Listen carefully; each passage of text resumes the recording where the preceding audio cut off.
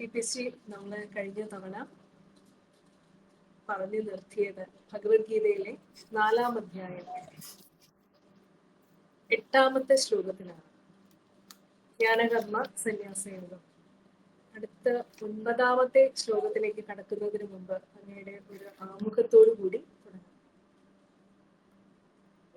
കഴിഞ്ഞ പ്രാവശ്യം പറഞ്ഞതുപോലെ കർമ്മ സന്യാസം, കർമ്മയോഗം കഴിഞ്ഞാൽ പിന്നെ കർമ്മം എങ്ങനെ ഡിവോഷണൽ ആക്കാം, ഒരു കുറച്ചും കൂടി ഭക്തിയോടുകൂടി ഡിവോഷണൽ സർവീസ് ആയിട്ട് ഭക്തിയുടെ അംശം ചേർത്തുകൊണ്ട് കർമ്മത്തെ എങ്ങനെ മാറ്റാം എന്നുള്ളതാണ് 4-ാം അധ്യായം. അതിനകത്ത് ഒരു സക്സഷൻ ഉണ്ട്. നമ്മൾ ഇന്നാളിൽ നിന്ന് നമുക്ക് കിട്ടുന്നു. നമ്മുടെ ഒരു പാരമ്പര്യം എപ്പോഴും കാത്തു സൂക്ഷിക്കും. നമ്മളിപ്പം ഗുരുക്കന്മാരുടെ പേര് പറയുന്ന സമയത്ത് എവിടെ നിന്നാണോ തുടങ്ങുന്നത് ആ സദാശിവ സമാരംഭം മുതൽ അങ്ങനെ പറഞ്ഞു വരും. അതുപോലെ ഭഗവാൻ കൃഷ്ണനും ഇവിടെ എൻ്റെ അറിവ് എന്ന് പറയുന്നത് എൻ്റെ മാത്രമല്ല, ഇതിനു മുമ്പ് പലപ്പോഴായിട്ടും പറഞ്ഞിട്ടുള്ളതാണ് എന്നൊക്കെയാണ് നമ്മൾ ആദ്യം കണ്ടത്. അതുകൊണ്ട് തന്നെ ഓരോ കാലഘട്ടത്തിലും ഓരോ ആവശ്യങ്ങൾ വരുന്ന സമയത്ത് സ്പിരിച്വൽ മാസ്റ്റേഴ്സ് എവിടെയൊക്കെയാണോ പ്രശ്നങ്ങളുള്ളത്, എവിടെയൊക്കെയാണോ ആവശ്യമുള്ളത്, അവിടെയൊക്കെ ഭഗവാൻ പുനർ ആവിഷ്കരിച്ച് കർമ്മങ്ങളിൽ ഏർപ്പെട്ട് എങ്ങനെയാണോ ലോകസമാധാനത്തിന് വേണ്ടി, ലോക നന്മയ്ക്ക് വേണ്ടി പ്രവർത്തിക്കേണ്ടത് അതുപോലെ പ്രവർത്തിക്കുന്ന ഒരു കടമ കൃഷ്ണനും ഉണ്ട് എന്ന് കൃഷ്ണൻ പറഞ്ഞു വെക്കുന്ന ഒരു ശ്ലോകത്തിലാണ് നമ്മൾ നിർത്തിയത്. അതാണ് ഭഗവത്ഗീതയുടെ കാതലായിട്ട് പലപ്പോഴും നമ്മൾ കാണാറുള്ളത്. ആ 2 ശ്ലോകങ്ങളാണ് ഏതൊരാൾ വായിക്കുന്ന സമയത്തും ഭഗവത്ഗീതയുടെ എന്താണ് പ്രാധാന്യം എന്ന് ചോദിച്ചാൽ ആ അവതാരത്തിന്റെ കാരണവും കാര്യവും ഒക്കെ വിവരിക്കുന്ന ശ്ലോകത്തിലാണ് നമ്മൾ നിർത്തിയത്. പരിത്രാണായ സാധൂനാം വിനാശായ ചതുഷ്കൃതാം ധർമ്മ സംസ്ഥാപനാർത്ഥായ സംഭവാമി യുഗേ യുഗേ. ആ അതിനുശേഷമുള്ള ശ്ലോകമാണ് ഇപ്പം നമ്മൾ കാണേണ്ടത്. അടുത്തത് 9-ാമത്തെ ശ്ലോകമാണ്. അതിലേക്ക് നമുക്ക് ഭഗവത്ഗീത 4-ാം അധ്യായം ജ്ഞാനകർമ്മ സന്യാസയോഗം 9-ാം ശ്ലോകം. ഭഗവാൻ ശ്രീകൃഷ്ണൻ തുടരുകയാണ്. ജന്മ കർമ്മ ച മേ ദിവ്യം ഏവം യോ വേത്തി തത്വതഃ തിക്വാ ദേഹം പുനർജന്മ നൈതി മാമേതി സോർജുന. ഏ അർജുന, ഇവിടെ നമ്മൾ ആദ്യത്തെ കുറെ ശ്ലോകങ്ങളില് ഗുണത്തെക്കുറിച്ചും ഈശ്വരന്റെ മഹത്വത്തെക്കുറിച്ചും കർമ്മത്തിന്റെ വിവരണത്തെക്കുറിച്ചൊക്കെയാണ് പറയുന്നത്.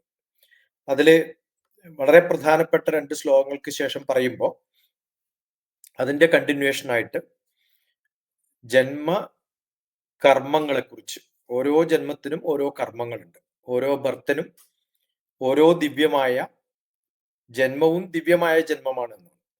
അതുകൊണ്ട് തന്നെ കർമ്മങ്ങളും അതിന്റെ ഫിലോസഫിക്കൽ കാരണങ്ങൾ വെച്ചിട്ട് താത്വികമായ ആരാണോ ഈ ജന്മങ്ങളെക്കുറിച്ച് അറിയുന്നത്, അർജുനോട് പറയുമ്പോൾ നേരത്തെ ശ്ലോകത്തിൽ പറഞ്ഞു, എനിക്കറിയും എൻ്റെ ജന്മത്തിന്റെ ആവിഷ്കാരത്തിന്റെ കാരണം എന്താണ്, കാര്യം എന്താണ്, ഞാൻ എന്തിനാ വരുന്നത് എന്ന് എനിക്കറിയാം.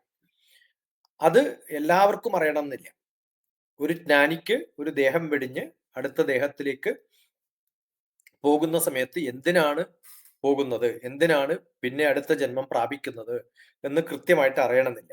പക്ഷെ എന്നെ സംബന്ധിച്ചിടത്തോളം എനിക്കതറിയാം എന്നാണ് ഭഗവാൻ ആ ശ്ലോകത്തിന്റെ കണ്ടിന്യൂഷൻ ആയിട്ട് ഇവിടെയും പറഞ്ഞു നിർത്തുന്നത്. ഓരോരാളും ഓരോരോ കർമ്മവും ഓരോരോ ജന്മവും അതിൻ്റെതായ കാരണങ്ങൾ കൊണ്ടാണ് ഉണ്ടാവുന്നത്. അത് അറിവനുസരിച്ചിട്ട് അവനവന് എന്തിനാണ് എന്നുള്ള അറിവുണ്ടാവും, ചിലർക്കത് ഉണ്ടാവില്ല. അതുകൊണ്ട് അർജുന, ആ ജന്മവും കർമ്മവും ഓരോ ഫിലോസഫിക്കലായിട്ട് താത്വികമായിട്ട് ഏത് ദേഹത്തെ വിട്ടിട്ട് വേറൊരു ദേഹത്തിലേക്ക് എന്ന് വെച്ചാൽ അടുത്ത ജന്മം കഴിഞ്ഞ് പുനർജന്മം പ്രാപിക്കുമ്പോൾ എന്തിനാണ് പ്രാപിക്കുന്നത്, അവസാനം എന്താവും, അതാണ് മോക്ഷം. എല്ലാവരുടെയും ലക്ഷ്യം ആ കൈവല്യപ്രാപ്തിയാണ്, മോക്ഷമാണ്. ആ ഒരു റീഹാബിലിറ്റേഷൻ അല്ലാതെ സ്ഥിരമായിട്ടുള്ള ഒരു പ്രാപ്തി പ്രാപിക്കാൻ, അത് എന്നെ പ്രാപിക്കും എന്ന് മാം ഏതി എന്ന് പറഞ്ഞ് ഭഗവാൻ അവിടെ നിർത്തുകയാണ്. അപ്പൊ ആ അവസ്ഥയിലേക്ക് പോകണമെങ്കിൽ ആ അറിവും കൂടി നേടണം. ജന്മകർമ്മച മേ ദിവ്യം, ഓരോ ജന്മവും കർമ്മവും ദിവ്യമാണ്, അല്ലയോ അർജുന, അത്രയും പ്രാധാന്യമുള്ളതാണ്. പക്ഷെ ആരാണ് ഈ ഫിലോസഫി കൃത്യമായിട്ട് അറിയുന്നത്, അവൻ സ ദേഹം ത്യക്ത പുനഃ പുനഃ, പിന്നെയും പിന്നെയും ജന്മങ്ങൾ ഏറ്റെടുത്തിട്ട് എപ്പോഴാണ് തീരുക, ഈ അറിവ് നേടുന്ന സമയത്ത് ജന്മന ഏതി, ആ ജന്മം അവസാന ജന്മമായി മാറി പുനർജന്മത്തെ പ്രാപിക്കാതെ തന്നെ ഒരു മാം ഏതി, എന്നെ പ്രാപിക്കുന്നു എന്ന് വെച്ചാൽ മോക്ഷം കിട്ടണമെങ്കിൽ ഒരു ഇൻഡിവിജ്വൽ എന്നുള്ള അവസ്ഥയിൽ നിന്ന്, ഒരു സോൾ എന്നുള്ള അവസ്ഥയിൽ നിന്ന്, ഒരു യൂണിവേഴ്സൽ സോൾ ആയിട്ടുള്ള ഒരു മനുഷ്യന്റെ ജന്മം എന്നുള്ളതിൽ നിന്ന് എല്ലാ മനുഷ്യർക്കും ഉപകാരമുള്ള, എല്ലാവരും ചിന്തിക്കപ്പെടുന്ന, അറിയപ്പെടുന്ന ഒരു ജന്മമായി മാറുക എന്നുള്ളതാണ് മോക്ഷം എന്നുള്ളതിനർത്ഥം. നമ്മൾ കുറച്ചു പേരിൽ മാത്രം അറിയപ്പെടുമ്പോൾ വളരെ ശുഷ്കമായിട്ടുള്ള, ഒരു ഹ്രസ്വമായിട്ടുള്ള, കുറെ കാലം നിൽക്കാത്ത, ഇപ്പൊ നമ്മുടെ ബന്ധുക്കളിൽ തന്നെ നോക്കിയാൽ കാണാം, ആരെയാണ് നമ്മൾ ഓർക്കുക, ആരാണോ ജനങ്ങൾക്ക് ഉപകാരപ്രദമായിട്ട് പല കാര്യങ്ങളും ചെയ്തത്. ഇപ്പൊ എന്റെ അച്ഛനെ ചിലപ്പോൾ ഞാൻ ഓർത്തൊന്നും വരില്ല, അല്ലെങ്കിൽ എന്റെ അച്ഛനെ കുറിച്ച് ഞാൻ പലരിടത്തും പറഞ്ഞു നടന്നു എന്ന് വരില്ല. പക്ഷെ അമ്മയുടെ അച്ഛൻ കുറച്ചും കൂടി സമൂഹത്തിന് വേണ്ടിയിട്ട് കർമ്മം ചെയ്തിട്ടുള്ള ഒരാളാണ്, ഒരു സ്കൂൾ സ്ഥാപിച്ചിട്ടുണ്ട്. നമ്മൾ എന്തുകൊണ്ടാണ് രാജാക്കന്മാരുടെയൊക്കെ ജന്മത്തെ കുറിച്ച് പഠിക്കുന്നത്? നമ്മുടെ അച്ഛനെയോ മുത്തശ്ശനെയോ ഒരു 4 ജനറേഷന് പോലും നമുക്കറിയില്ല. പക്ഷെ ഒരു 100 ജനറേഷൻ മുമ്പുള്ള രാജാക്കന്മാരെ കുറിച്ച് നമുക്ക് കൃത്യമായിട്ട് അറിയാം. 2000 വർഷം മുമ്പ് ആരാ ഭരിച്ചത് എന്ന് നമ്മൾ കൃത്യമായിട്ട് അറിയുന്നു. പാണ്ഡവന്മാരെ നമ്മൾ അറിയുന്നു. എന്തുകൊണ്ടാണ് അറിയുന്നത്? അവര് ജനങ്ങളുടെ ഇടയിൽ പ്രവർത്തിച്ചിട്ടുണ്ട്. മോക്ഷം എന്നതിനർത്ഥം ഈ ലക്ഷ്യബോധത്തോടു കൂടി ജനങ്ങളെ സേവിച്ച് കുറെ ആൾക്കാരുടെ മനസ്സിൽ നമ്മൾ ജീവിക്കുമ്പോൾ അത്രയും ആൾക്കാരിൽ ഒരു സ്ഫുലിംഗമായിട്ട് വളരുന്ന ഒരു വ്യക്തി ഒരു വലിയ ഫയറായിട്ട് മാറുന്നത് പോലെ ഓരോ വ്യക്തിയും മറ്റു പലരുടെയും ജീവിതത്തെ സ്പർശിക്കുമ്പോൾ, അത്രയും പ്രകാശമാനമാകുമ്പോൾ അതിന്റെ ഫലമാണ് മോക്ഷം എന്ന് പറയുന്നത്. അത് കൃത്യമായിട്ട് നമ്മൾ ഈ ഭഗവാൻ നല്ല കർമ്മങ്ങൾ ചെയ്യണം, കുറെ ജനങ്ങൾക്ക് വേണ്ടിയിട്ടാണ് ചെയ്യേണ്ടത്, സ്വാർത്ഥനാവരുത്, നീ നിന്റെ ബന്ധുക്കളെ കുറിച്ചുള്ള മരണത്തെക്കുറിച്ചൊന്നും അല്ല ആലോചിക്കേണ്ടത് എന്ന് അർജുനനോട് കൃത്യമായിട്ട് പറഞ്ഞു കൊടുക്കാൻ വേണ്ടിയിട്ടുള്ള ഒരു ശ്ലോകത്തിന്റെ തുടക്കം ആണ് ഇതൊക്കെ. ഇത് ഇനിയും വിടുമ്പോ ഇത് കുറച്ചും കൂടി പിന്നെ ഉറപ്പിച്ച് പറയുന്ന തരത്തിലൊക്കെയാണ് ഭഗവാൻ പറയാൻ പോകുന്നത്. അടുത്ത ശ്ലോകം. ഈ ഒരു 9ാമത്തെ ശ്ലോകം അങ്ങൊരു സൈക്കോതെറാപ്പിസ്റ്റ് കൂടിയാണ്, അതുകൊണ്ട് തന്നെ അത് ചോദിക്കട്ടെ. ലോ ഓഫ് കോസാലിറ്റി അല്ലെങ്കിൽ ലോ ഓഫ് കോസേഷൻ, കാര്യകാരണ നിയമത്തിന്റെ കൂടി ഒരു സൂചനയാണെന്ന് തോന്നുന്നു അല്ലെ ഭഗവാൻ ഇവിടെ നമുക്ക് കാണിച്ചു തരുന്നത്. ഇന്ന് മനഃശാസ്ത്രം അംഗീകരിച്ചിട്ടുള്ള ഒരു ലോ ഓഫ് കോസാലിറ്റി എന്ന് പറയുന്ന അതായിട്ട് തോന്നി. ശരിയാണോ? അല്ല, ഈ മനസ്സിന്റെ അവസ്ഥ എന്ന് പറയുന്നത് ഞാൻ എന്നെ അറിയുക എന്നുള്ളത് അഹങ്കാരമാണെന്ന് പലരും പറയാറുണ്ട്. ആ അഹങ്കാരമല്ല, നമ്മളെ മലയാളത്തിൽ പറയുന്ന അഹങ്കാരമല്ല, മലയാളത്തിൽ അതിന് അഹന്ത എന്നാണ് പറയേണ്ടത്. അപ്പൊ ഞാൻ എന്നെ അറിയുമ്പോഴാണ്, എന്റെ ജന്മത്തിന്റെ ഗുണം എന്താണെന്ന് ഞാൻ അറിയുമ്പോഴാണ്, അതാണ് യഥാർത്ഥ ട്രൂത്ത് എന്നറിയുന്നതാണ്. അത് എനിക്ക് കിട്ടുമ്പോഴാണ് ഞാൻ ജന്മം കുറച്ചും കൂടി സെൽഫ്ലെസ് ആയിട്ട് ചെയ്യാം. ചിലരുടെയൊക്കെ ജന്മ ലക്ഷ്യം തന്നെ ബാക്കിയുള്ളവരെ ഉപദ്രവിച്ചുകൊണ്ടും ബാക്കിയുള്ളവരെ കുറ്റം പറഞ്ഞുകൊണ്ടും എവിടെയൊക്കെ കുറ്റങ്ങളുണ്ടോ അത് മാത്രം നോക്കി നടക്കുന്നതാണ്. ആ ജന്മമാണ് നമ്മൾ ഈ ദുര്യോധനന്റെയൊക്കെ ഗ്രൂപ്പിൽ കാണും. മറ്റവരുടെ ഗ്രൂപ്പില് നമ്മളെ ഉപദ്രവിക്കാൻ വന്നാൽ മാത്രം നമ്മൾ അത് ലോക നന്മയ്ക്കായിട്ട് കുറേ കാര്യങ്ങൾ നമുക്ക് ചെയ്യാനുണ്ട് എന്നുള്ള അറിവുണ്ടാവുമ്പോഴാണ്. സാത്വികത എന്ന് പറയുന്നതും രാജസിക എന്ന് പറയുന്നതും രണ്ടും വ്യത്യാസമാണ്. ഇവിടെ ഭഗവാൻ കൃത്യമായിട്ട് നമ്മുടെ മാനസികമായിട്ടുള്ള അവസ്ഥ എപ്പോഴും സാത്വികതയിലേക്ക് പോവുകയാണ് വേണ്ടത് എന്ന് വെച്ച് നമ്മൾ രാജസിക സ്വഭാവം വേണ്ടാന്നല്ല, അത് ലോക നന്മയ്ക്കായിട്ട് ഉപയോഗിക്കുന്ന സമയത്ത് രാജസികമായിട്ട് മാറണം. ആ ചിന്തയാണ് നമ്മുടെ കർമ്മത്തെ ഏറ്റവും ദിവ്യമാക്കുന്നത്. ആ ദിവ്യകർമ്മത്തിലേക്ക് ഉൾപ്പെടാവൂ എന്നാണ്. അത് ഒരു മെന്റാലിറ്റി സെറ്റിംഗ് എന്ന് വേണമെങ്കിൽ പറയാം. ഒരു മൈൻഡ്ഫുൾനെസ് ആയിട്ടുള്ള ആക്ടിവിറ്റി എങ്ങനെ നമ്മൾ ഉണ്ടാക്കണം എന്ന് പറയുന്നതിന്റെ ഒരു ഉദാഹരണമായിട്ട് പറയാം. വളരെ മനോഹരമായിട്ട് അത് പറഞ്ഞു. അടുത്തത് ഭഗവത്ഗീത 4-ാം അധ്യായം ജ്ഞാനകർമ്മ സന്യാസ യോഗത്തിലെ 10ാമത്തെ ശ്ലോകത്തിലേക്ക് കടക്കുകയാണ്. ഭഗവാൻ തുടരുകയാണ്. വീതരാഗഭയക്രോധാ മന്മയാ മാമുപാശ്രിതാ ബഹവോ ജ്ഞാനതപസാ ഭൂതാമദ്ഭാവമാഗത. എങ്ങനെയാണ് അറിയുക? ഈ അറിയണം എന്നൊക്കെ പറഞ്ഞല്ലോ. എൻ്റെ അടുത്ത് എത്തണമെങ്കിൽ എന്തറിവാണ് വേണ്ടത്? How to know me, to reach me എന്നൊക്കെ വേണമെങ്കിൽ പറയാം. ഇതേ സംഭവം തന്നെയാണ് ഭഗവാൻ ഈ 7-ാം അധ്യായത്തിലും പറഞ്ഞിട്ടുണ്ട്. ചതുർവിധ ഭജന്തേ മാം എന്ന് പറയുന്ന ആ ശ്ലോകം. ആ ശ്ലോകത്തിലും ഇതേ തരത്തിലുള്ള ജനാ സുഹൃത്തിനോ അർജുന ആർത്തോ ജിജ്ഞാസുരർത്ഥാർത്ഥി ജ്ഞാനി, അങ്ങനെ തരംതിരിച്ചിട്ടാണ് പറയുന്നത്. ഇവിടെ അതേ തരത്തിലാണ്. ഒരു തരത്തിൽ നമ്മൾ പറയുമ്പോൾ ഏത് വിധത്തിലുള്ള ജനങ്ങളാണ്, ഏത് മനസ്സുള്ളവരാണ്, ഏത് മത്മയാ, എൻ്റെ അടുത്തേക്ക് കംപ്ലീറ്റ് ആയിട്ട് എൻ്റെ അടുത്തേക്ക് എത്തണമെങ്കിൽ എന്തൊക്കെ തരത്തില് ഏതൊക്കെ രൂപത്തിലുള്ള ആൾക്കാർക്കാണ് സാധിക്കുക? അത് രാഗം, ഭയം, ക്രോധം ഇവയൊന്നും വേണ്ട എന്നല്ല പറയുന്നത്. അതൊക്കെ എല്ലായ്പ്പോഴും ഉണ്ടാവും. ഈ അകറ്റി നിർത്തുക എന്ന് പറയുമ്പോൾ തന്നെ എന്താ അർത്ഥം? അതുണ്ട്, പക്ഷെ എൻ്റെ അടുത്തേക്ക് വരാൻ സമ്മതിക്കുന്നില്ല അതുള്ളൂ. അതില്ലാത്തൊരു ജീവിതം ആർക്കും ഇല്ല. അതുകൊണ്ട് ഭയം ഉണ്ടാവരുത് എന്നല്ല ഭഗവാൻ പറയുന്നത്. ഭയത്തെ അകറ്റി നിർത്തണം എന്നാണ് പറയുന്നത്. രാഗം, ക്രോധം, ഭയം ഒന്നും വേണ്ട എന്ന് ഭഗവാൻ പറയുന്നില്ല. കാരണം അതൊന്നും ഇല്ലെങ്കിൽ മനുഷ്യനില്ല. പലരും ഈ ട്രാൻസ്ലേറ്റ് ചെയ്ത് പറയുമ്പോഴും, പലരും ഇതിനെ വിശകലനം ചെയ്ത് പറയുമ്പോഴും ഇതൊന്നും വേണ്ട എന്ന് ഭഗവാൻ പറഞ്ഞു എന്നാണ്. വേണ്ട എന്ന് ഭഗവാൻ പറഞ്ഞിട്ടില്ല. അത് അകറ്റി നിർത്താൻ സാധിക്കുന്ന, നമ്മളിൽ നിന്ന് കുറെ ദൂരെ, എല്ലാവർക്കും ഈ എല്ലാ അവസ്ഥയും ഉണ്ടാവും. അപ്പൊ വീത, രാഗ, ഭയ, ക്രോധം ഇതേ കാര്യമാണ് ഈ സ്ഥിതതീർ മുനിരുച്ചതേ. സ്ഥിതപ്രജ്ഞനാരാണ് എന്ന് പറയുമ്പോൾ വീതരാഗ ഭയക്രോധ സ്ഥിതതീർ മുനിരുച്ചതേ. ദുഃഖേഷു അനുധിഗ്നമന സുഖേഷു വിഗത സ്പൃഹ വീതരാഗ ഭയക്രോധ. അതേ സ്വഭാവമാണ് ഇവിടെയും പറഞ്ഞിരിക്കുന്നത്. അപ്പോ ഈ ഒരു അവസ്ഥയിൽ മനുഷ്യൻ, ഒരു ഇൻഡിവിജ്വൽ എന്നുള്ളൊരു വ്യക്തി ഒരു യൂണിവേഴ്സൽ സോൾ ആവുമ്പോഴത്തേക്കും അയാൾക്ക് വേണ്ടത് എന്താണ്? അത് നമ്മൾ പഠിച്ചിട്ടുള്ള 2-ാമത്തെ അധ്യായത്തില് 3-ാമത്തെ അധ്യായത്തിലും ഉണ്ട്. 34-ാമത്തെ ശ്ലോകം, 2-ൽ 62-ാമത്തെ ശ്ലോകം, 5-ൽ 19, 18-ൽ 23, ഇങ്ങനെ കുറേ സ്ഥലത്ത് റിപ്പീറ്റ് ചെയ്ത് വരുന്നുണ്ട് ഇതൊക്കെ. അപ്പൊ ഏറ്റവും നല്ലൊരു ശ്ലോകം എന്ന് പറയുന്ന ഒരു ശ്ലോകമാണ് ഇത് എന്ന് വേണമെങ്കിൽ പറയാം. ഏത് തരത്തില്? രാഗം, ഭയം, ക്രോധം ഇവയൊന്നും ഇല്ലാത്ത അവസ്ഥയല്ല. പലയിടത്തും ഇല്ലാത്ത അവസ്ഥ എന്ന് എഴുതിയിട്ടുണ്ടാവും. ഇല്ലാത്ത അവസ്ഥ വേണ്ട. ഇതിനെയൊക്കെ അകറ്റി നിർത്താൻ പറ്റുന്ന, അതിൽ നിന്നും മാറി നിൽക്കാൻ സാധിക്കുന്ന ഒരു ജ്ഞാന തപസ്വിയായി മാറണം നമ്മൾ. അത് എപ്പോഴാണ് ഉണ്ടാവുക? നമുക്ക് നമ്മുടെ മനസ്സിൽ ഒരു വൈരാഗ്യശുദ്ധി വരുത്തണം. ഒരു അന്ധക്കരണ ശുദ്ധി എന്ന് പറയുന്നത് എല്ലാ തോന്നലുകളുടെയും ശുദ്ധിയാണ്. ആ ശുദ്ധി എന്നിൽ എത്തിക്കാൻ സാധിക്കുമെങ്കിൽ അത്തരം ജ്ഞാന തപസ്വിയാണ്. അതുകൊണ്ടാണ് ഈ ചാപ്റ്ററിന് ആ ഹെഡിങ് വരുന്നത്. കർമ്മ, ജ്ഞാന, തപസ്സി എല്ലാം ഉണ്ടാവണം അതിനകത്ത്. ആ അവസ്ഥയിലേക്ക് നിങ്ങൾക്ക് എത്താൻ സാധിക്കും എപ്പോ? ആത്മസാക്ഷാത്കാരത്തിനുള്ള ഈ മാർഗങ്ങളൊക്കെ ഉപയോഗിക്കുകയാണെങ്കിൽ എന്നുള്ള അർത്ഥത്തിലാണ്. അത് ഇവിടെ പറയുമ്പോഴും ബാഹവോ ഏ അർജുന എന്നല്ല പറയുന്നത്. എത്രയും കഴിവുള്ള വ്യക്തിയായ അർജുന എന്നാണ് പറയുന്നത്.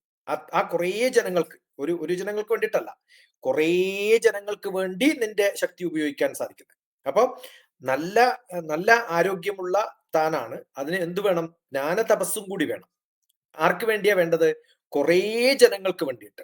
ബഹവോ, കുറേ ജനങ്ങൾക്ക് വേണ്ടിയിട്ട് ജ്ഞാന തപസ, ജ്ഞാനമാകുന്ന തപസ് ഉപയോഗിച്ചിട്ട് പൂത മത് ഭാവ മാഗത, അതിനുള്ള ഒരു ഭാവം, എന്റെ ഭാവം എന്റെ അവസ്ഥയിലേക്ക് പ്രാപിക്കാൻ എന്ന് വെച്ചാൽ എന്താ അർത്ഥം? ആത്മസാക്ഷാത്കാരം എന്നർത്ഥം. ഭഗവാന്റെ അവസ്ഥയിലേക്ക് പ്രാപിക്കുക എന്ന് പറഞ്ഞാൽ എന്താ അർത്ഥം? ബ്ലിസ്ഫുൾ ആവുക, അല്ലെങ്കിൽ കൈവല്യപ്രാപ്തി എത്തുക, ആത്മസാക്ഷാത്കാരം നേടുക. അത് നേടിയിട്ട് ആ ഒരു അവസ്ഥയിൽ നിൽക്കുമ്പോൾ വീത, രാഗ, ഭയ, ക്രോധങ്ങളൊക്കെ മാറി എന്നെ ഉപാസിക്കുന്ന ഒരു അവസ്ഥയിലേക്ക് വരും. മന്മയ, എന്റെ അടുത്തേക്ക് എത്താനുള്ള ഒരു ഭാവം തനിക്കുണ്ടാവും എന്നാണ്. എപ്പോഴാണ് എന്റെ അടുത്തേക്ക് എത്തുക എന്നുള്ളത് ഈ ശ്ലോകത്തിൽ പറഞ്ഞു. അതിനു മുമ്പ് എത്തുകയാണ് ജ്ഞാനം എന്ന് പറയുന്നു. അങ്ങനെ ആ ജ്ഞാനം നേടിയാൽ തന്റെ ജന്മത്തിന്റെ എന്താണ് ഉദ്ദേശം എന്നുള്ളത് കൃത്യമായിട്ട് നമുക്ക് മനസ്സിലാവും. അപ്പൊ ഭക്തി എന്ന് പറയുന്നത് എന്തിനു വേണ്ടിയിട്ടാണ്? ഏത് ഡിഗ്രിയില്, ഏത് റിഫ്ലക്ഷനില്, ഏത് സ്ഥലത്ത് ഒരു റെസിപ്രോക്കേഷൻ നമ്മൾ കൊടുക്കുന്ന സമയത്ത് ഏതവസ്ഥയിലാണോ ഭഗവാന്റെ ചിന്തകൾ നമുക്കുള്ളത് ആ അവസ്ഥയിലേക്ക് നമ്മൾ എത്തുമ്പോൾ, ഒരു ബിസിനസ് ഡീൽ പോലെയാണ്. ഞാൻ ഇത് ചെയ്യാം, അങ്ങനെയാണെങ്കിൽ ഇത് ഭഗവാൻ ഏറ്റെടുത്തോളും എന്നുള്ള അവസ്ഥ പോലെയാണ്. നമ്മുടെ ഡിവോഷൻ നല്ലപോലെ നമ്മുടെ ഹാർട്ട് പൂർണ്ണമായിട്ട് കൊടുത്താൽ ആ കൊടുക്കുന്ന സമയത്ത് അത് ഏറ്റെടുക്കാൻ ഭഗവാൻ തയ്യാറാവും. അത് ശൗര്യം കാണിക്കാനോ അല്ലെങ്കിൽ ആരോടെങ്കിലും വിരോധം കാണിക്കാനോ അല്ല. അതുകൊണ്ട് ഈ ബൃഹത്തായ ലോകത്തെ ജനങ്ങൾക്ക് ഉപകാരപ്രദമാവുന്ന എന്തൊക്കെ കർമ്മങ്ങൾ തനിക്ക് ചെയ്യാൻ സാധിക്കും അത് ചെയ്യാൻ വേണ്ടിയിട്ടുള്ള ഒരു തോന്നലുണ്ടാവും. അത് ക്രോധം കാണിക്കാനോ ഭയം കാണിക്കാനോ വൈരാഗ്യം കാണിക്കാനോ ആവരുത് എന്ന് ഭഗവാൻ കൃത്യമായിട്ട് പറയാം. വളരെ മനോഹരമായിട്ടായിരുന്നു 10ാമത്തെ ശ്ലോകം വിവരിച്ചത്. അടുത്തത് ഭഗവത്ഗീത 4-ാം അധ്യായം ജ്ഞാനകർമ്മ സന്യാസ യുഗത്തിലെ 11ാമത്തെ ശ്ലോകമാണ്. ഭഗവാൻ തുടരുകയാണ്. യഥാ മാം പ്രപദ്യന്തെ താംസ്തഥൈവ ഭജാമ്യഹം മമ വർത്തമാനുവർത്തന്തെ മനുഷ്യാ പാർത്ഥ സർവശഃ. ഓരോരാളുടെയും കർമ്മങ്ങൾ ആരുടെ ഇച്ഛ അനുസരിച്ച് വേണം? ഭഗവാന്റെ ഇച്ഛ അനുസരിച്ച് വേണം എന്നാണ് ഭഗവാനോട് പറയുന്നത്. നമ്മുടെ ഇച്ഛ അനുസരിച്ചിട്ടല്ല, ലോകത്തിന്റെ നന്മക്ക് ചെയ്യുന്നതാണ് ഭഗവാന്റെ ഇച്ഛ. അപ്പൊ നമ്മൾ ലോകത്തിന്റെ നന്മക്ക് ചെയ്യുമ്പോൾ ഏത് അവസ്ഥയിലാണോ നമ്മൾ ഇത്തരം കർമ്മങ്ങൾ ചെയ്യുന്നത്, അവർ ഏത് അവസ്ഥയിലാണോ ചെയ്യുന്നത് അതാണ് ഭജന. ഭജന എന്ന് പറയുന്നത് കർമ്മം ചെയ്യാതെ ഭജിച്ചുകൊണ്ടിരിക്കാനല്ല ഭഗവാൻ പറയുന്നത്. ഇവിടെയൊക്കെ വ്യക്തമാണ്. ഭജനയല്ല ആവശ്യം. കർമ്മം ചെയ്യുമ്പോ ഡിവോഷനോടുകൂടി ചെയ്താൽ, ഭക്തിയോടുകൂടി ചെയ്താൽ ഏതൊരാൾക്കാരാണോ അത് പ്രാർത്ഥനയായിട്ട് മാറ്റുന്നത്. ഏത് പ്രാർത്ഥന? അവനവന്റെ കർമ്മം പ്രാർത്ഥനയായി മാറ്റുന്നത് ആ അനുസരണയിൽ കർമ്മം ചെയ്യുന്ന വ്യക്തികളാണ് എൻ്റെ ഡിവോട്ടീസ്. അവർക്കാണ് എൻ്റെ അടുത്ത് എത്താൻ പറ്റുക എന്നുള്ളതാണ്. അതുകൊണ്ട് ഗുരുവായൂരിൽ പോയിട്ട് 4 പ്രാവശ്യം ഉരുളിയത് കൊണ്ടൊന്നും അവനവന്റെ കർമ്മം കൃത്യമായിട്ട് ചെയ്തിട്ടില്ലെങ്കിൽ, ഓഫീസിൽ ലീവ് എടുക്കാതെ തെണ്ടി നടന്നിട്ട് ആർക്കെങ്കിലും ഗുണം ചെയ്തത് കൊണ്ടൊന്നും സംഭവം നടക്കില്ല. അവനവന്റെ പണി ചെയ്യാം. അതുകൊണ്ട് താൻ തഥാ ഏവ, ഏത് പ്രകാരത്തിലാണോ അഹം ഭജാമി, ഞാൻ ആഗ്രഹിക്കുന്നത്. ഭഗവാൻ എന്ന് പറഞ്ഞ കർമ്മത്തിന്റെ ഭഗവാനാണ്. അപ്പൊ കർമ്മം ഏത് തരത്തിലാണോ ആഗ്രഹിക്കുന്നത്, ഏ അർജുന പാർത്ഥ, എന്താ ചെയ്യേണ്ടത്? മനുഷ്യ സർവശഃ, മനുഷ്യൻ എല്ലാവിധത്തിലും എന്തു ചെയ്യണം? എന്റെ മാർഗത്തിൽ, മമ, എന്റെ മാർഗത്തിലൂടെയാ പോണ്ടത്. ഏതാ ഭഗവാന്റെ മാർഗം? കർമ്മമാർഗമാണ്. അനുവർത്തന്തേ, അനുസരിക്കുന്നു. എന്റെ ഭക്തനാവണം എന്നല്ല ഭഗവാൻ പറഞ്ഞിരിക്കുന്നത്. തന്റെ കർമ്മം കൃത്യമായിട്ട് താൻ ചെയ്താൽ എന്ത് ഞാൻ ചെയ്യും? ഐ വിൽ റെസിപ്രോക്കേറ്റ് അക്കോർഡിംഗ്ലി എന്നാണ്. അതിന് ഫലമായിട്ട് ഞാൻ തനിക്ക് ശമ്പളം തരാന്നുള്ളത് പോലെയാണ്. അതുകൊണ്ട് കൃത്യമായിട്ട് ചെയ്യേണ്ടത് അവനവന്റെ കടമയാണ്, അനാവശ്യമായിട്ടുള്ള ബാക്കിയുള്ളവരുടെ കടമകളല്ല എന്ന് ഭഗവാൻ പലപ്പോഴും പറയാൻ പോകുന്നുണ്ട്. അതിന്റെയൊക്കെ അതുകൊണ്ട് കുന്തി എന്ന് പറയുന്ന ഒരു വളരെ ക്ലോസ് ആയിട്ടുള്ള ഭഗവാന്റെ ഒരു അടുപ്പുണ്ടല്ലോ. അവിടെയൊക്കെ നമ്മൾ കാണാൻ സാധിക്കും ഈ കുന്തിയുടെ ഒരു പുത്രൻ എന്നൊക്കെ വിളിച്ചിട്ട് പറയുന്ന സമയത്ത് കാണുന്ന ഒരു സ്നേഹം. ഈ ഓരോ ശ്ലോകത്തിലും എടുക്കുന്ന സമയത്ത് ഏതവസ്ഥയിലാണ് ഭഗവാൻ വിളിക്കുന്നത് ആലോചിച്ച് നോക്കണം. പാർത്ഥ എന്ന് വിളിക്കുന്ന സമയത്ത് വളരെ ക്ലോസ് ആയിട്ടാണ്. കുന്തി പുത്ര എന്ന് പറയുന്ന സമയത്ത് വേറൊരർത്ഥത്തിലാണ് ഉപയോഗിക്കുക. അപ്പൊ ഇവിടെ ഏത് തരത്തിലാണോ നമുക്ക് ഇഷ്ടമുള്ളത് ആ അവസ്ഥയിലാണ് നമ്മൾ ഭഗവാൻ ഓരോ ഭക്തനെയും വിളിക്കുക. അതുകൊണ്ട് ഇവിടെ പാർത്ഥ എന്ന് വിളിക്കുന്ന സമയത്ത് കൃത്യമായിട്ട് നീ ഞാൻ പറഞ്ഞത് കേൾക്കണം എന്ന് ഇൻഡയറക്റ്റ് ആയിട്ട് പറയാം. അത് വളരെ കൃത്യമായിട്ടാണ്. വെറുതെ പോരാ. അത് ഞാൻ റിഫ്ലക്റ്റ് ചെയ്യണമെങ്കിൽ എന്നെ അറിയുന്നവരാണ്. എന്നെ അറിയുന്നവരാരാണ്? എപ്പോഴും കൃത്യമായിട്ട് എന്നെ ഫോളോ ചെയ്യുന്നവരാണ്. ആരാ എന്നെ ഫോളോ ചെയ്യുക? ഞാനുമായിട്ട് വളരെ ക്ലോസ് ആയിട്ടുള്ളവരാണ്. അതുകൊണ്ട് ആ തരത്തിലാണ് ഭഗവാൻ ഇവിടെ അർജുനനെ കാണുന്നത്. അത് നമുക്കും കൂടെയുള്ളൊരു ഒരു മുന്നറിയിപ്പാണ്. നമ്മൾ വെറുതെ സമയം കളയല്ല വേണ്ടത്. കർമ്മത്തിൽ സ്ഥിരമായിട്ട് ഏറ്റെടുത്ത് അവനവന്റെ കർമ്മങ്ങൾ ചെയ്യുന്ന ഒരു വ്യക്തിയായാൽ ഭഗവാൻ അത് കൃത്യമായിട്ട് റിഫ്ലക്ട് ചെയ്യുന്നു, നമുക്ക് ഗ്യാരണ്ടി പറയാം. അത് അടുത്ത പ്രാവശ്യവും അടുത്ത ഇതിലൊക്കെ പറയുന്ന അതാണ്. ഒരു കർമ്മം ചെയ്യുന്ന സമയത്ത് നമ്മൾ മിക്കവാറും ആൾക്കാർ ഞാനൊന്നും ഉണ്ടാക്കാതെ കർമ്മം ചെയ്യാതെ ബാക്കിയുള്ളവർ ഉണ്ടാക്കിയെടുത്തിട്ടുള്ളതിനെ ചെലവഴിച്ചുകൊണ്ട് എന്റെ ജീവിതം പാഴാക്കി കളയുന്നു ഒന്നും ഭഗവാന്റെ ഡിക്ഷണറിയിൽ ഭക്തിയായിട്ട് കണക്കാക്കാറില്ല എന്നുള്ളത്. അതുകൊണ്ട് അതും ഇനി വരാൻ പോകുന്നുണ്ട്. അടുത്ത ശ്ലോകങ്ങളിലൊക്കെ അതാണ് വരാൻ പോകുന്നത്. വളരെ വ്യക്തമായിരുന്നു. അതായത് എന്നെ മനസ്സിലാക്കുന്നവർക്ക് ആണ് എന്റെ കർമ്മം മനസ്സിലാവുക, അത് തുടരുക എന്ന് പറയുക. അത്ര സിമ്പിൾ ആയിട്ടാണ് അത് പറഞ്ഞു തന്നിരിക്കുന്നത്, വളരെ മനോഹരമായിട്ട്. അടുത്തത് ടിപിസി 12ാമത്തെ ശ്ലോകം എപ്പോഴും പലരും കൺഫ്യൂഷൻ ഉണ്ടാക്കുന്ന ഒരു ശ്ലോകമാണെന്ന് പറയാറുണ്ട്. അതുകൊണ്ട് തന്നെ കുറച്ച് കൂടുതൽ വിവരണം അഭ്യർത്ഥിക്കുകയാണ്. അടുത്തത് ഭഗവത്ഗീത 4-ാം അധ്യായം ജ്ഞാനകർമ്മ സന്യാസ യോഗത്തിലെ 12ാമത്തെ ശ്ലോകമാണ്. ഭഗവാൻ തുടരുകയാണ്. കാംക്ഷന്ത കർമ്മണാം സിദ്ധിം യജന്ത ഇഹ ദേവതാ ക്ഷിപ്രം ഹി മാനുഷേ ലോകേ സിദ്ധിർഭവതി കർമ്മജ. എല്ലാവർക്കും അത്യാവശ്യമായിട്ട് വേണ്ടത് ഒരു മെറ്റീരിയൽ ബെനിഫിറ്റ് ആണ്. അത് നമ്മൾ ഗോഡ് അല്ലെങ്കിൽ ഭഗവാന്റെ പിന്നാലെ പോയി കഴിഞ്ഞാൽ എന്തെങ്കിലും കിട്ടും. ഏതൊരു പൂജാവിധികളിലും നമ്മൾ ആൾക്കാരുടെ അടുത്ത് പോയി കഴിഞ്ഞാൽ എന്തിനാ പോകുന്നതെന്ന് ചോദിച്ചാൽ എന്താ പറയാ, ഇന്ന പൂജ ചെയ്താൽ ഇന്ന കർമ്മം, ഇന്ന എന്റെ അയൽവാസി മരിച്ചു പോവും, അല്ലെങ്കിൽ അയാളുടെ തലയിൽ ഇടിവെട്ടും, അല്ലെങ്കിൽ അയാൾ ഡൈവേഴ്സ് ആയി പോവും, അല്ലെങ്കിൽ എന്റെ മകള് സന്തോഷമായിരിക്കും, എന്റെ ഭർത്താവിന്റെ അസുഖം മാറ്റും, എന്റെ മകന് ജോലി കിട്ടും. എന്റെ മകന് ജോലി കിട്ടും എന്ന് പറയുമ്പോൾ നമ്മൾ ആലോചിക്കേണ്ടത്, നമ്മൾ സാധാരണ MBA പറയാറുള്ളത് it is not selection, it is rejection. കാരണം നമ്മൾ ഒരു വേക്കൻസിക്ക് അഡ്വർടൈസ് ചെയ്യുമ്പോൾ 2000 പേര് അപ്ലൈ ചെയ്യുന്നുണ്ടെങ്കിൽ ഒരാൾക്ക് നമ്മൾ അപ്പോയിന്റ്മെന്റ് കൊടുക്കുമ്പോൾ 1999 ആൾക്കാരെ പുറത്താക്കണം. അപ്പൊ എല്ലാ ഇന്റർവ്യൂവും അപ്പോയിന്റ്മെന്റ് അല്ല, ഡിസപ്പോയിന്റ്മെന്റ്സ് ആണ്. അപ്പൊ നമ്മൾ പ്രാർത്ഥിക്കും പറയേണ്ടത് എനിക്കെന്ത് കിട്ടും, എനിക്കെന്ത് കിട്ടും, എനിക്കെന്ത് കിട്ടും എന്നുള്ള ഒരു മെറ്റീരിയൽ റിവാർഡ്സിന്റെ പിന്നിൽ പോകുന്ന ഒരു അവസ്ഥയുണ്ടല്ലോ. അതിനുവേണ്ടി പൂജ ചെയ്യുന്നവരോടൊക്കെ ഭഗവാൻ താക്കീതായിട്ട് പറയാണ്, ഇതുകൊണ്ടൊന്നും ഒരു കാര്യമില്ല മക്കളെ. എന്തെങ്കിലും കാര്യം കാണാൻ വേണ്ടിയിട്ട് എൻ്റെ അടുത്ത് വന്നിട്ട് ഒരു കാര്യമില്ല. കാരണം എനിക്ക് അറിയാം നമുക്ക് ഭഗവാൻ ഇഷ്ടമുള്ളത് നമുക്ക് കിട്ടണമെന്നാണ് പ്രാർത്ഥിക്കേണ്ടത്. അതുകൊണ്ട് ഇമ്മീഡിയറ്റ് ബെനിഫിറ്റ് ആയിട്ട് ക്ഷിപ്രം ഹി മാനുഷിയെ ലോകേ എന്നാണ്. ഏത് മനുഷ്യൻ, സാധാരണ മനുഷ്യന്മാരുടെ ഒരു ആഗ്രഹം എന്താണ്, പ്രത്യേകിച്ച് ഈ സമയത്ത് എനിക്ക് എന്താ കിട്ടുക എന്നുള്ളത് മാത്രം. അതുകൊണ്ട് ജനങ്ങൾക്ക് എന്താ ഗുണമെന്നൊന്നും ആലോചിക്കില്ല. ഇപ്പൊ ഞാൻ സാധാരണ പറയാലോ, എനിക്കൊരു സീറ്റ് കിട്ടുന്നത് അത് എനിക്ക് കഴിവുള്ളത് കൊണ്ടോ കഴിവില്ലാത്തത് കൊണ്ടല്ല, ആ സീറ്റിൽ ഞാൻ ഫിറ്റ് ആവാത്തതുകൊണ്ടാണ്. ചിലപ്പോൾ കുറച്ച് തടി കൂടുതലായിരിക്കും, അല്ലെങ്കിൽ വല്ലാണ്ട് മെലിഞ്ഞാലും ആ കസേരയിൽ ഇരിക്കുമ്പോൾ വല്ലാണ്ട് മോശമായിട്ട് തോന്നും. അതുകൊണ്ട് എനിക്ക് പറ്റിയ വേറെ സീറ്റ് ഉണ്ട്. അതുകൊണ്ട് ഓരോരുത്തർക്കും ഓരോ കർമ്മം പറഞ്ഞിട്ടുണ്ട്. അതുകൊണ്ട് ഈ മാനുഷേ ലോകേ എന്തെന്നാൽ മനുഷ്യൻ ഈ ലോകത്ത് എന്താ ചെയ്യുക, കർമ്മജാ സിദ്ധി ക്ഷിപ്രം ഭവതി, കർമ്മത്തിൽ നിന്നുള്ള ഫലസിദ്ധി വേഗം ഉണ്ടാകുന്നു എന്ന് പറഞ്ഞിട്ടുള്ള ഒരു തോന്നലുണ്ടല്ലോ, അത് കറക്റ്റ് അല്ല എന്നാണ് ഭഗവാൻ പറയുന്നത്. അത് കുറെ കാലങ്ങൾ നമ്മൾ ടെസ്റ്റ് ചെയ്ത് കർമ്മണാം സിദ്ധിം കാംക്ഷന്തേ, ഏത് തരത്തിലാണ് കർമ്മങ്ങളുടെ ഫലങ്ങൾ കൊതിക്കുന്ന ആള്, ഇഹ ദേവത യജന്തേ, ഈ ദേവതകളെ എന്തു ചെയ്യുന്നു, ഈ യാചിച്ച് പിന്നാലെ നടന്ന് കാര്യങ്ങൾ കാണാൻ വേണ്ടി പിന്നാലെ പോയിട്ട് വർഷിപ്പ് ചെയ്തുകൊണ്ടേയിരിക്കും. അങ്ങനെ ആരെങ്കിലും എന്റെ പിന്നാലെ നടക്കണമെങ്കിൽ, ഈ ലോകത്തിൽ ആരെങ്കിലും ഉണ്ടെങ്കിൽ അവർ മനസ്സിലാക്കേണ്ടത് ഈ കർമ്മങ്ങൾക്ക് വേഗം സിദ്ധി ഉണ്ടാക്കുന്ന കർമ്മങ്ങളല്ല മനുഷ്യൻ നോക്കേണ്ടത്. ഏത് തരത്തിലാണ് ജനങ്ങൾക്ക് ഉപകാരം. നമ്മൾ എപ്പോഴും പറയാറുണ്ടല്ലോ, ഇതല്ലേ ഈ സിദ്ധി ഉണ്ടാകും, കർമ്മങ്ങൾക്ക് നമ്മൾ ചെയ്യുന്ന സിദ്ധി ഉണ്ടാവും. അത് ഭഗവാൻ ഇവിടെ പറയുന്നുണ്ട്, ഈ ലോകത്തിൽ ഏത് കർമ്മം ചെയ്താലും ഏത് ആഗ്രഹങ്ങൾ ഉണ്ടായാലും മനുഷ്യന് കർമ്മങ്ങൾ ചെയ്താൽ അതിന് സിദ്ധി ഉണ്ടാവും എന്ന് ഭഗവാൻ പറയുന്നു. പക്ഷെ ആ കർമ്മം അതിനു മുമ്പ് ഡിഫൈൻ ചെയ്തിട്ടുണ്ട്, അതും ഇതും കൂട്ടി വായിക്കണം.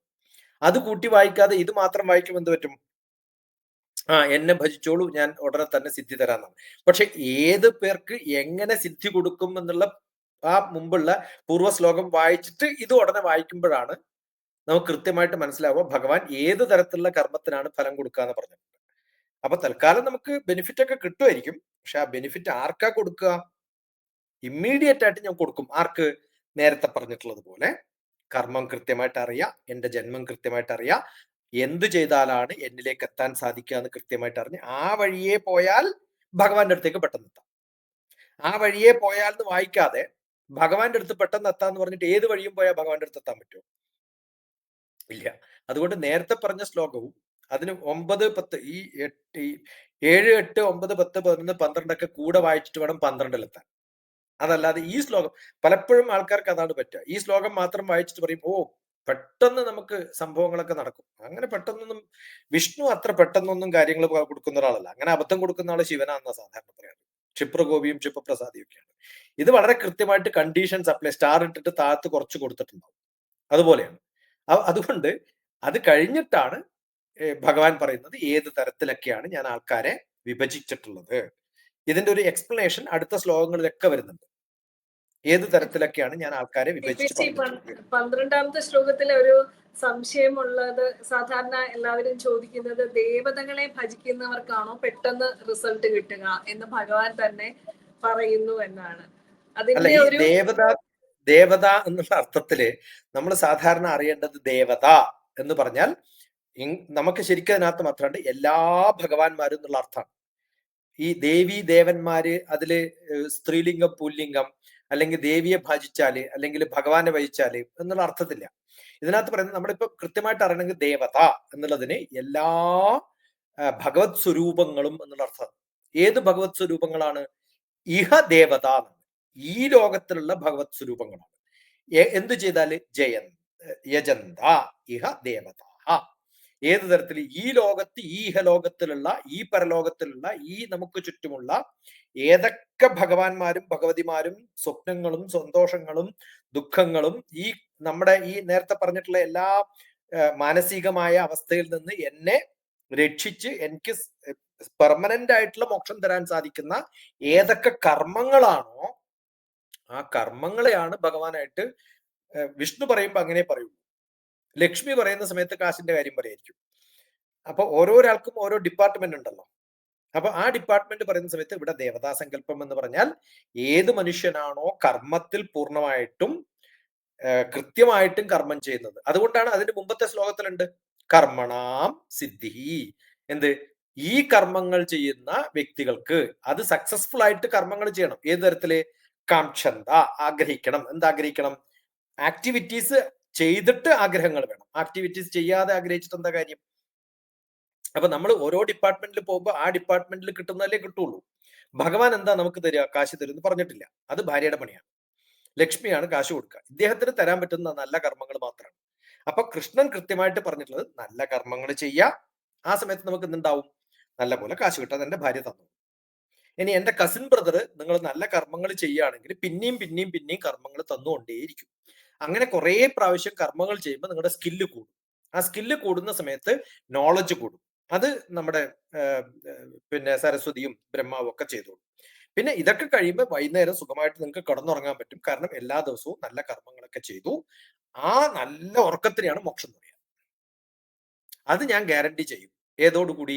നല്ല ആരോഗ്യത്തോടുകൂടി നിനക്ക് ഉറങ്ങാനുള്ള എല്ലാ കർമ്മങ്ങളും ഞാൻ അത് ഏത് ചെയ്യണം? കർമ്മം ചെയ്യണം. എല്ലാ മനുഷ്യന്റെയും ദുഃഖം എന്താണ്? വൈകുന്നേരം ആകുമ്പോൾ ഇന്നൊന്നും ചെയ്തില്ല കേട്ടോ, ഇന്ന് ആരെയും ചൊറിഞ്ഞില്ല കേട്ടോ എന്നൊക്കെ ചിലർക്കുണ്ടാവും. അവനവന്റെ കർമ്മം ഏതാണോ അവനവന്റെ കർമ്മം അത്. 4 പേരെ തെറി വിളിച്ചിട്ടില്ലെങ്കിൽ ഏതെങ്കിലും പാർട്ടിക്കാർക്ക് ഉറക്കം വരുമോ? ഏത് പാർട്ടിക്കാരനായാലും അവന്റെ പണി എന്താണ്? ബാക്കി പാർട്ടിക്കാരുടെ കുറ്റം കണ്ടുപിടിക്കാനാണ്. അത് ഓരോരാൾക്കും. ഒരു ബാർബർക്ക് രാവിലെ മുതൽ ആരെയും ഷേവ് ചെയ്യാനും കട്ട് ചെയ്യാനും ഒന്നും പറ്റിയില്ല വെച്ചാൽ അവന്റെ കർമ്മം അവന് കിട്ടിയില്ല എന്നുള്ള ദുഃഖം ഉണ്ടാവും. ഉറങ്ങാൻ പറ്റില്ല പിറ്റേ ദിവസം. ഓരോ മനുഷ്യനും അങ്ങനെയാണ്. അപ്പൊ ഏത് മനുഷ്യനും അവനവന്റെ കർമ്മത്തില് പൂർണ്ണമായിട്ടും ഇഴുകിച്ചേർന്ന ഒരു വ്യക്തിക്ക് ഒരു വർഷിപ്പ് എന്ന് പറയുന്ന ഒരു വാക്ക് ഇതിനകത്ത് ഗോഡ് വർഷിപ്പ് എന്ന് തന്നെയാണ്. ദേവതാഹ ഇഹ ദേവതാഹ, ഇവിടെയുള്ള സെലസ്ട്രിയൽ ഗോഡ്സിന് എല്ലാ ഗോഡ്സ് ഓഫ് അറൗണ്ട് അസ് അവർക്കൊക്കെ നമ്മൾ വേൾഡ്ലി ആയിട്ടുള്ള കാര്യങ്ങൾക്ക് വേണ്ടിയിട്ട് ഞാൻ സറണ്ടർ ചെയ്യുന്നു. ആ ചെയ്താൽ നിങ്ങൾക്ക് അതിന്റെ ഗുണം കിട്ടും. അത് ഞാൻ ഗ്യാരണ്ടി ചെയ്യുന്നു. പക്ഷെ ഗ്യാരണ്ടി ചെയ്യുന്നത് കർമ്മം ചെയ്യുന്ന ഒരാൾക്കാണ്. മടി പിടിച്ച് കടന്നുറങ്ങുന്ന ആൾക്ക് ഇതൊന്നും ബാധകമല്ല. അതുകൊണ്ട് അടുത്ത ഒരു ശ്ലോകത്തില് അത് കൃത്യമായിട്ട് ഏത് തരത്തിലുള്ള ആൾക്കാർക്ക് എന്തൊക്കെ ജോലികളാണ് പറഞ്ഞിട്ടുള്ളത്, അവരുടെ ഗുണം എന്താണ്, ഗുണമനുസരിച്ചിട്ടല്ലേ ഉണ്ടാവുള്ളൂ. ആ ഗുണം എന്താണെന്ന് ഭഗവാൻ അടുത്ത ശ്ലോകത്തിൽ പറയും. അതുകൊണ്ടാണ് ഗുണകർമ്മ വിഭാഗ തുടങ്ങുന്ന ആ ഒരു ചാപ്റ്ററിലേക്ക് എത്തുന്നതിന്റെ ഒരു കുളത്തിട്ട് വെച്ചിരിക്കുന്നത് 4-ാമത്തെ അധ്യായത്തിൽ 13-ാമത്തെ ശ്ലോകത്തിലാണ്. അത് കൃത്യമായിട്ട് അറിഞ്ഞു കഴിഞ്ഞാൽ 12-ൽ എന്തിനാണ് ഭഗവാൻ ഇങ്ങനെ പറയുന്നതെന്ന് മനസ്സിലാവും. അപ്പൊ ഞാൻ പറഞ്ഞല്ലോ 7, 8, 9, 10 കൃത്യമായിട്ട് അറിയണം, 11 വരെ അറിയണം. 13-ാമത്തെ ശ്ലോകത്തിൽ എന്താ വരാൻ പോകുന്നതെന്നും കൂടി അറിഞ്ഞാൽ 12 വായിക്കുമ്പോൾ അത് കൃത്യമായിട്ട് മനസ്സിലാവും. ഇത് രണ്ടും കണക്ട് ചെയ്യാൻ വേണ്ടിയിട്ടാണ് ഭഗവാൻ ഇത് പറഞ്ഞത്. 18-ാമത്തെ അധ്യായം വരെ വളരെ ക്രൂഷ്യൽ ആയിട്ട് ഇങ്ങനെ കണക്ട് ചെയ്തിട്ട് നമ്മൾ ബിൽഡപ്പ് ചെയ്ത് കൊണ്ടുവരുന്നതാണ് ഈ ഒരു ചാപ്റ്ററിന്റെ ഏറ്റവും വലിയ ഗുണം എന്ന് പറയുന്നത്. അതുകൊണ്ട് ഇടയിലൊരു ശ്ലോകം എടുത്ത് വായിച്ചിട്ട് അതിന്റെ അർത്ഥം നോക്കരുത്. 1 മുതൽ 18 വരെ കൃത്യമായിട്ട് വായിക്കാം. എന്നിട്ട് ഒരാവർത്തി കൂടി വായിക്കുമ്പോൾ അവരവരുടെ ഗുണങ്ങളും അവരവരുടെ കർമ്മങ്ങളും അതിൽ ചാതുർവർണ്ണ്യവും ഒക്കെ കൃത്യമായിട്ട് തരംതിരിച്ചു പറയും. ആ സ്ട്രക്ചർ മനസ്സിലാക്കാതെ നമ്മൾ വരാന്തയിൽ മാത്രത്തിട്ട് ഇതാണോ വീട് എന്ന് ആലോചിച്ചോണ്ടിരുന്നു കഴിഞ്ഞാൽ അത് വീടല്ല, വീട്ടിലേക്ക് കടക്കാനുള്ള വരാന്ത മാത്രമാണെന്ന് മനസ്സിലാക്കണം. അതാണ് ഈ ശ്ലോകത്തിന്റെ ഒരു ഗുണം. അതാണ് അതിന്റെ ദോഷവും. പക്ഷെ നമ്മൾ നേരെ കാണുമ്പോൾ ഈ വരാന്ത മാത്രമേ കാണുള്ളൂ. അത് കണ്ടിട്ട് അതാണ് ലോകം എന്ന് വിചാരിക്കരുത് അർത്ഥം. വളരെ മനോഹരമായിട്ടായിരുന്നു 12-ാമത്തെ ശ്ലോകം, 4-ാം അധ്യായത്തിലെ 12-ാമത്തെ ശ്ലോകം വിവരിച്ചത്. അടുത്തത് 13-ാമത്തെ ശ്ലോകമാണ്. ഭഗവത്ഗീത 4-ാം അധ്യായം ജ്ഞാനകർമ്മ സന്യാസ യോഗത്തിലെ 13ാമത്തെ ശ്ലോകം ഏറ്റവും അധികം തെറ്റിദ്ധാരണകള് മനഃപൂർവ്വം ചിലര് ഉണ്ടാക്കുന്ന ഒരു ശ്ലോകമാണ്. അതുകൊണ്ട് തന്നെ ഒരുപാട് വിവരണം അങ്ങയോട് അഭ്യർത്ഥിച്ചുകൊണ്ടാണ് തുടങ്ങാൻ പോകുന്നത്. ഭഗവത്ഗീത 4ാം അധ്യായം ജ്ഞാനകർമ്മ സന്യാസ യോഗത്തിലെ 13ാമത്തെ ശ്ലോകം. ഭഗവാൻ തുടരുകയാണ്. ചാതുർവർണ്ണ്യം മയാ സൃഷ്ടം ഗുണകർമ്മ വിഭാഗശ തസ്യ കർത്താരമപി മാം വിദ്യ കർത്താരമവ്യയം. ഇത് ലക്ഷ്മിജി പറഞ്ഞതുപോലെ വല്ലാണ്ട് ദുർവ്യാഖ്യാനം ചെയ്തിട്ടുണ്ട്. അതിന് കാരണം എന്താ വെച്ചാല്, നമ്മൾ മലയാളത്തിൽ ഉപയോഗിക്കുന്ന സമയത്ത് ജാതിയും വർണ്ണവും തമ്മിലുള്ള വ്യത്യാസമൊന്നും കൃത്യമായിട്ട് അറിയില്ല. അത് പിന്നീട് വന്നിട്ടുള്ള പല ഗുരുക്കന്മാരും ഒരു ജാതി ഒരു മതം എന്നൊക്കെ പറയുന്ന സമയത്ത് ഈ ജാതി എന്നുള്ളത് മതം എന്ന് പറയുന്നതിന്റെയൊക്കെ കൂടെ കലർത്തി അത് രണ്ടും പറയുന്ന തരത്തിലല്ല വർണ്ണം. ആ വർണ്ണം, വർണ്ണ്യം, ചാതുർവർണ്ണ്യം, ആ വർണ്ണം എന്ന് പറയുന്നത് നമ്മുടെ ജാതി അല്ല എന്നുള്ളത് ഭഗവാൻ ഇവിടെ കൃത്യമായിട്ട് പറഞ്ഞിട്ടുണ്ട്. അതാണ് നേരത്തെ പറഞ്ഞത് ഞാൻ ബാർബറുടെ കാര്യവും പൊളിറ്റീഷ്യന്റെ കാര്യവും ഡോക്ടറുടെ കാര്യവും സയന്റിസ്റ്റിന്റെ കാര്യവും പഠിപ്പിക്കുന്ന മാഷുടെ കാര്യവും. മാഷന്മാർക്ക് പഠിപ്പിക്കാൻ ആരെയും കിട്ടിയില്ലെങ്കിൽ അന്നത്തെ ദനം പോക്കാണ്. അത് അവരുടെ ഗുണം അതാണ്. അപ്പൊ നമുക്ക് എപ്പോഴും അത്യാവശ്യമായിട്ട് വേണ്ടത് ഞാൻ ഏത് ഗ്രൂപ്പിൽ പെടുന്നതാണ്. ഞാൻ പറഞ്ഞു സാത്വികം, രാജസികം, താമസികം, ഈ 3 ഗുണം. ഈ 3 ഗുണങ്ങൾ അനുസരിച്ചിട്ട് കർമ്മങ്ങളെ വിഭജിച്ചിരിക്കുന്നു. നല്ല സാത്വികമായിട്ട് ഗുണമുള്ള ഒരാൾ ഒരാളെയും ഉപദ്രവിക്കാൻ പോയില്ല, ആരെയും കുറ്റം പറയാൻ പോയില്ല, ആരെയും വഴക്ക് പറയില്ല, ആരെയും തെറ്റായിട്ടുള്ള വാക്കുകൾ ഉപയോഗിക്കില്ല. അവരെ നമ്മളെ ഉപയോഗിച്ചാൽ പോലും എന്റെയൊക്കെ ഗുരു പലപ്പോഴും ആരെങ്കിലും എന്തെങ്കിലുമൊക്കെ പറഞ്ഞ് അവൻ എന്താ പാൽപ്പായസാണോ തിന്നുന്നതെന്ന് മാത്രമേ വരുള്ളൂ. കാരണം അയാൾക്ക് ഇത് മാത്രമേ വരുള്ളൂ, അതിനപ്പുറത്തൊരു തെറി വരില്ല എന്നുള്ളതാണ്. ഈ അതിനേക്കാളും തെറി ഉപയോഗിക്കുന്നത് എന്തുകൊണ്ടാണ്? ഇത് കേട്ട് കേട്ട് ശീലിച്ചതുകൊണ്ടാണ്. ഈ കേട്ട് കേട്ട് നമുക്ക് ഉള്ളതല്ലേ നമുക്ക് കൊടുക്കാൻ പറ്റൂ. അപ്പൊ നമ്മൾ ആരെക്കുറിച്ചെങ്കിലും തെറ്റായിട്ട് അല്ലെങ്കിൽ വളരെ നികൃഷ്ടമായിട്ട് വാക്കുകൾ ഉപയോഗിക്കണമെങ്കിൽ ഉറപ്പാണ് അയാൾ കുറെ പ്രാവശ്യം ഇത് കേട്ടിട്ടുണ്ടാവും. ആ ഉള്ളതേ കൊടുക്കാൻ പറ്റുള്ളൂ എന്ന് പറയുന്നത്. അതുകൊണ്ടാണ് ഇവിടെ കൃത്യമായിട്ട് പറഞ്ഞിട്ടുണ്ട്. രാജസിക, താമസിക, സാത്വിക ഈ ഗുണങ്ങളൊക്കെ കർമ്മങ്ങളുടെ വിഭാഗങ്ങൾ അനുസരിച്ച് ഏത് തരത്തിലാണോ നമ്മൾ ഉപയോഗിക്കുന്നത്, അത് ബ്രാഹ്മണൻ, ക്ഷത്രിയൻ, വൈശ്യൻ എന്നുള്ള തരത്തിലേക്ക് നമ്മൾ ഉപയോഗിച്ചിട്ട് ശൂദ്രൻ എന്ന് പറഞ്ഞാൽ സന്തോഷം മാത്രമേ ഉള്ളൂ അദ്ദേഹത്തിന്. ആ സന്തോഷം മാത്രം കണ്ടെത്താണ്. അയാൾക്ക് ബാങ്ക് ബാലൻസ് വേണ്ട, പഠിക്കണം എന്ന് ആഗ്രഹമില്ല, കാശുണ്ടാക്കണം എന്നില്ല, പഠിക്കണം എന്നില്ല, പിന്നെന്താ ഒരു പവറും പൊസിഷനും വേണമെന്നില്ല, ഞാൻ ഈ സീറ്റിൽ തന്നെ ഇരുന്നോളാം, ഇങ്ങനെ കാവൽക്കാരനെ പോലെ ഇരിക്കാം. എത്ര ആള് പോയി അത് ഞാൻ എണ്ണിയിട്ടില്ല കേട്ടോ. പിന്നെ എന്തിനാ എവിടെ ഇരിക്കണേ? ആൾക്കാർ പോണോ വരുന്നോ നോക്കാൻ വേണ്ടിയിട്ടാണോ ഇരിക്കണത്? അയാൾ എന്തിനാ പോണത്, എന്താണെന്നൊക്കെ ചോദിക്കാൻ വേണ്ടിയിട്ടാണ്. അത് കൃത്യമായിട്ട് പറഞ്ഞു കൊടുത്താലേ ചെയ്യൂ. ആ എന്താണോ എഴുതി പറഞ്ഞു കൊടുത്തത് അത് മാത്രമല്ലാതെ ഒരു ക്രിയേറ്റീവ് ആയിട്ടുള്ള കാര്യവും അവർക്ക് ചെയ്യാൻ പറ്റില്ല. അത്തരം കർമ്മങ്ങൾ ചെയ്യുന്നവരൊക്കെ നമ്മൾ ശൂദ്രന്മാരെന്നാ പറയാം. അത് അസിസ്റ്റന്റിന്റെ പണി, അറ്റൻഡറുടെ പണി, ഡ്രൈവറുടെ പണി, അത്തരം പണികളൊക്കെ ചെയ്യുമ്പോൾ നമ്മൾ ഒന്നും അറിയണ്ടില്ല. ഇന്നടത്തേക്ക് പോകുന്ന പറയുമ്പോൾ അവിടത്തേക്ക് മെക്കാനിക്കലായിട്ട് ഇങ്ങനെ പോകുന്നു. ക്രിയേറ്റീവായിട്ട് ചിന്തിക്കണ്ട, അയാൾക്ക് അധികം പഠിക്കണ്ട. പക്ഷെ ഇന്ന് അങ്ങനെയല്ല. ഇന്ന് എല്ലാ കർമ്മത്തിനും ഇത് വേണം. ഗൂഗിൾ മാപ്പ് ഇട്ടിട്ടാണ് പോകേണ്ടത്, എവിടത്തേക്കാണ് പോകേണ്ടത് പറയുമ്പോൾ ഡ്രൈവറാണ് നമ്മളെ നയിച്ചു കൊണ്ടുപോകുക. അപ്പൊ അവർക്ക് നല്ല വിവരമുണ്ട്. ഈ ഈ അവസ്ഥയിൽ നമ്മൾ ഓരോ വർണ്ണവും നമ്മൾ എടുത്തു പറയുമ്പോൾ ആരാണോ ഇത്തരം കർമ്മങ്ങൾ ചെയ്യുന്നത്, ഭഗവാൻ ഇവിടെ പറയുന്നത് എന്താണ്? ഈ ഓരോ കർമ്മങ്ങളും ചെയ്യുന്ന സാത്വികമായാലും രാജസികമായാലും താമസികമായാലും ഇതിന്റെയൊക്കെ യജമാനൻ ആരാണ്? ഭഗവാൻ തന്നെയാണ്. കാരണം ഇതൊക്കെ സൃഷ്ടിച്ചുള്ളത് ഭഗവാനാണല്ലോ. അപ്പൊ അതുകൊണ്ട് സാത്വികം നല്ലതാണ്, രാജസികം നല്ലതാണ്, ഇതിൽ ഇന്നത് മോശമാണെന്നൊന്നും പറയാൻ ഭഗവാൻ തയ്യാറല്ല. അതുകൊണ്ട് ശൂദ്രനായാലും വൈശ്യനായാലും ക്ഷത്രിയനായാലും ബ്രാഹ്മണനായാലും എല്ലാവരും ഭഗവാന്റെ മക്കളാണ്. എല്ലാവരും ഭഗവാൻ നിർമ്മിച്ചിട്ടുള്ളവരാണ്. 4 വർണ്ണങ്ങളും സൃഷ്ടിച്ചത് ഞാനാണെന്നാണ്. അപ്പൊ എങ്ങനെ കാറ്റഗറൈസ് ചെയ്തിട്ട് ഒന്ന് മോശമാണ് ഒന്നും അല്ല എന്ന് പറയാം? ഇല്ല, എല്ലാം നല്ല തന്നെയാണ്. പക്ഷെ ഓരോ കർമ്മങ്ങൾക്കും ആ കർമ്മം ചെയ്യാൻ നിയുക്തപ്പെട്ടിട്ടുള്ള ആൾക്കാർക്കേ ചെയ്യാൻ പറ്റൂ. അപ്പോൾ അറ്റൻഡറുടെ പണി അറ്റൻഡർ തന്നെ ചെയ്യണം. അറ്റൻഡർ കയറിയിട്ട് പിന്നെ മാസ്റ്ററുടെ സീറ്റിൽ ഇരിക്കാൻ പാടില്ല. കളക്ടറുടെ സീറ്റിൽ കളക്ടറെ ഇരിക്കാവൂ, ആ യോഗ്യതയുള്ളവരെ ഇരിക്കാവൂ എന്നർത്ഥം. അപ്പൊ ഓരോരാൾക്കും ഓരോ പണി കൊടുത്തിട്ടുണ്ട്. ഈ കാറ്റഗറൈസേഷൻ ഒക്കെ ചെയ്തിട്ടുള്ളത്, അഡ്മിനിസ്ട്രേറ്റീവ് പൊസിഷൻസ് ഒക്കെ കൊടുത്തിട്ടുള്ളത് ഞാനാണ്. ആരാണോ പ്രൈം മിനിസ്റ്ററുടെ പണി ചെയ്യേണ്ടത് അയാൾ പ്രൈം മിനിസ്റ്ററുടെ പണിയെ ചെയ്യാവൂ. ആരാണോ ചീഫ് മിനിസ്റ്ററുടെ പണി ചെയ്യേണ്ടത് ആ പണിയെ ചെയ്യാവൂ. ഓരോരാൾക്കും ഓരോ പണി കൊടുത്തിട്ടുണ്ട്.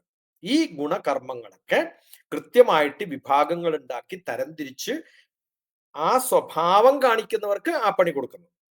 അനുസരിക്കാൻ വിധിക്കപ്പെട്ടിട്ടുള്ളവർ അനുസരിക്കുക. ആരാണോ അനുസരിപ്പിക്കേണ്ടത് അവരത് ചെയ്യണം. ആരാണോ നയിക്കേണ്ടത് അവർ ലീഡർഷിപ്പ് കൊടുക്കണം. അങ്ങനെ ഓരോരാൾക്കും കർമ്മങ്ങൾ വിഭജിച്ചു കൊടുത്തിട്ടുള്ള ചാതുർവർണ്ണ്യം മയാ സൃഷ്ടം. അത് ഏത് തരത്തിലാണ് ചെയ്തിരിക്കുന്നത്? സ്വഭാവ പ്രഭവൈർ ഗുണൈ എന്ന് ഭഗവാൻ പറഞ്ഞിട്ടുണ്ട് പണ്ട്. ഏത് തരത്തിലാണോ സ്വഭാവം അതിനനുസരിച്ചിട്ട് ഏത് ഗുണമാണോ അവർക്കുള്ളത് അതാണ് ഞാൻ കൊടുക്കുള്ളൂ എന്നാണ്. അത് ഇന്റർവ്യൂവിൽ കൃത്യമായിട്ട് മനസ്സിലാവും. ഇപ്പം NDA ഒക്കെ പോയി കഴിഞ്ഞാൽ, സെലക്ഷൻ പോയി കഴിഞ്ഞാൽ നേവി വേണോ ആർമി വേണോ എന്ന് നമുക്ക് സെലക്ട് ചെയ്യാൻ പറ്റില്ല. ഇന്റർവ്യൂ ബോർഡ് തീരുമാനിക്കും. നമ്മൾ IAS പോയി കഴിഞ്ഞാൽ എനിക്ക് കലക്ടർ ആവണമെന്ന് പറയാൻ പറ്റില്ല.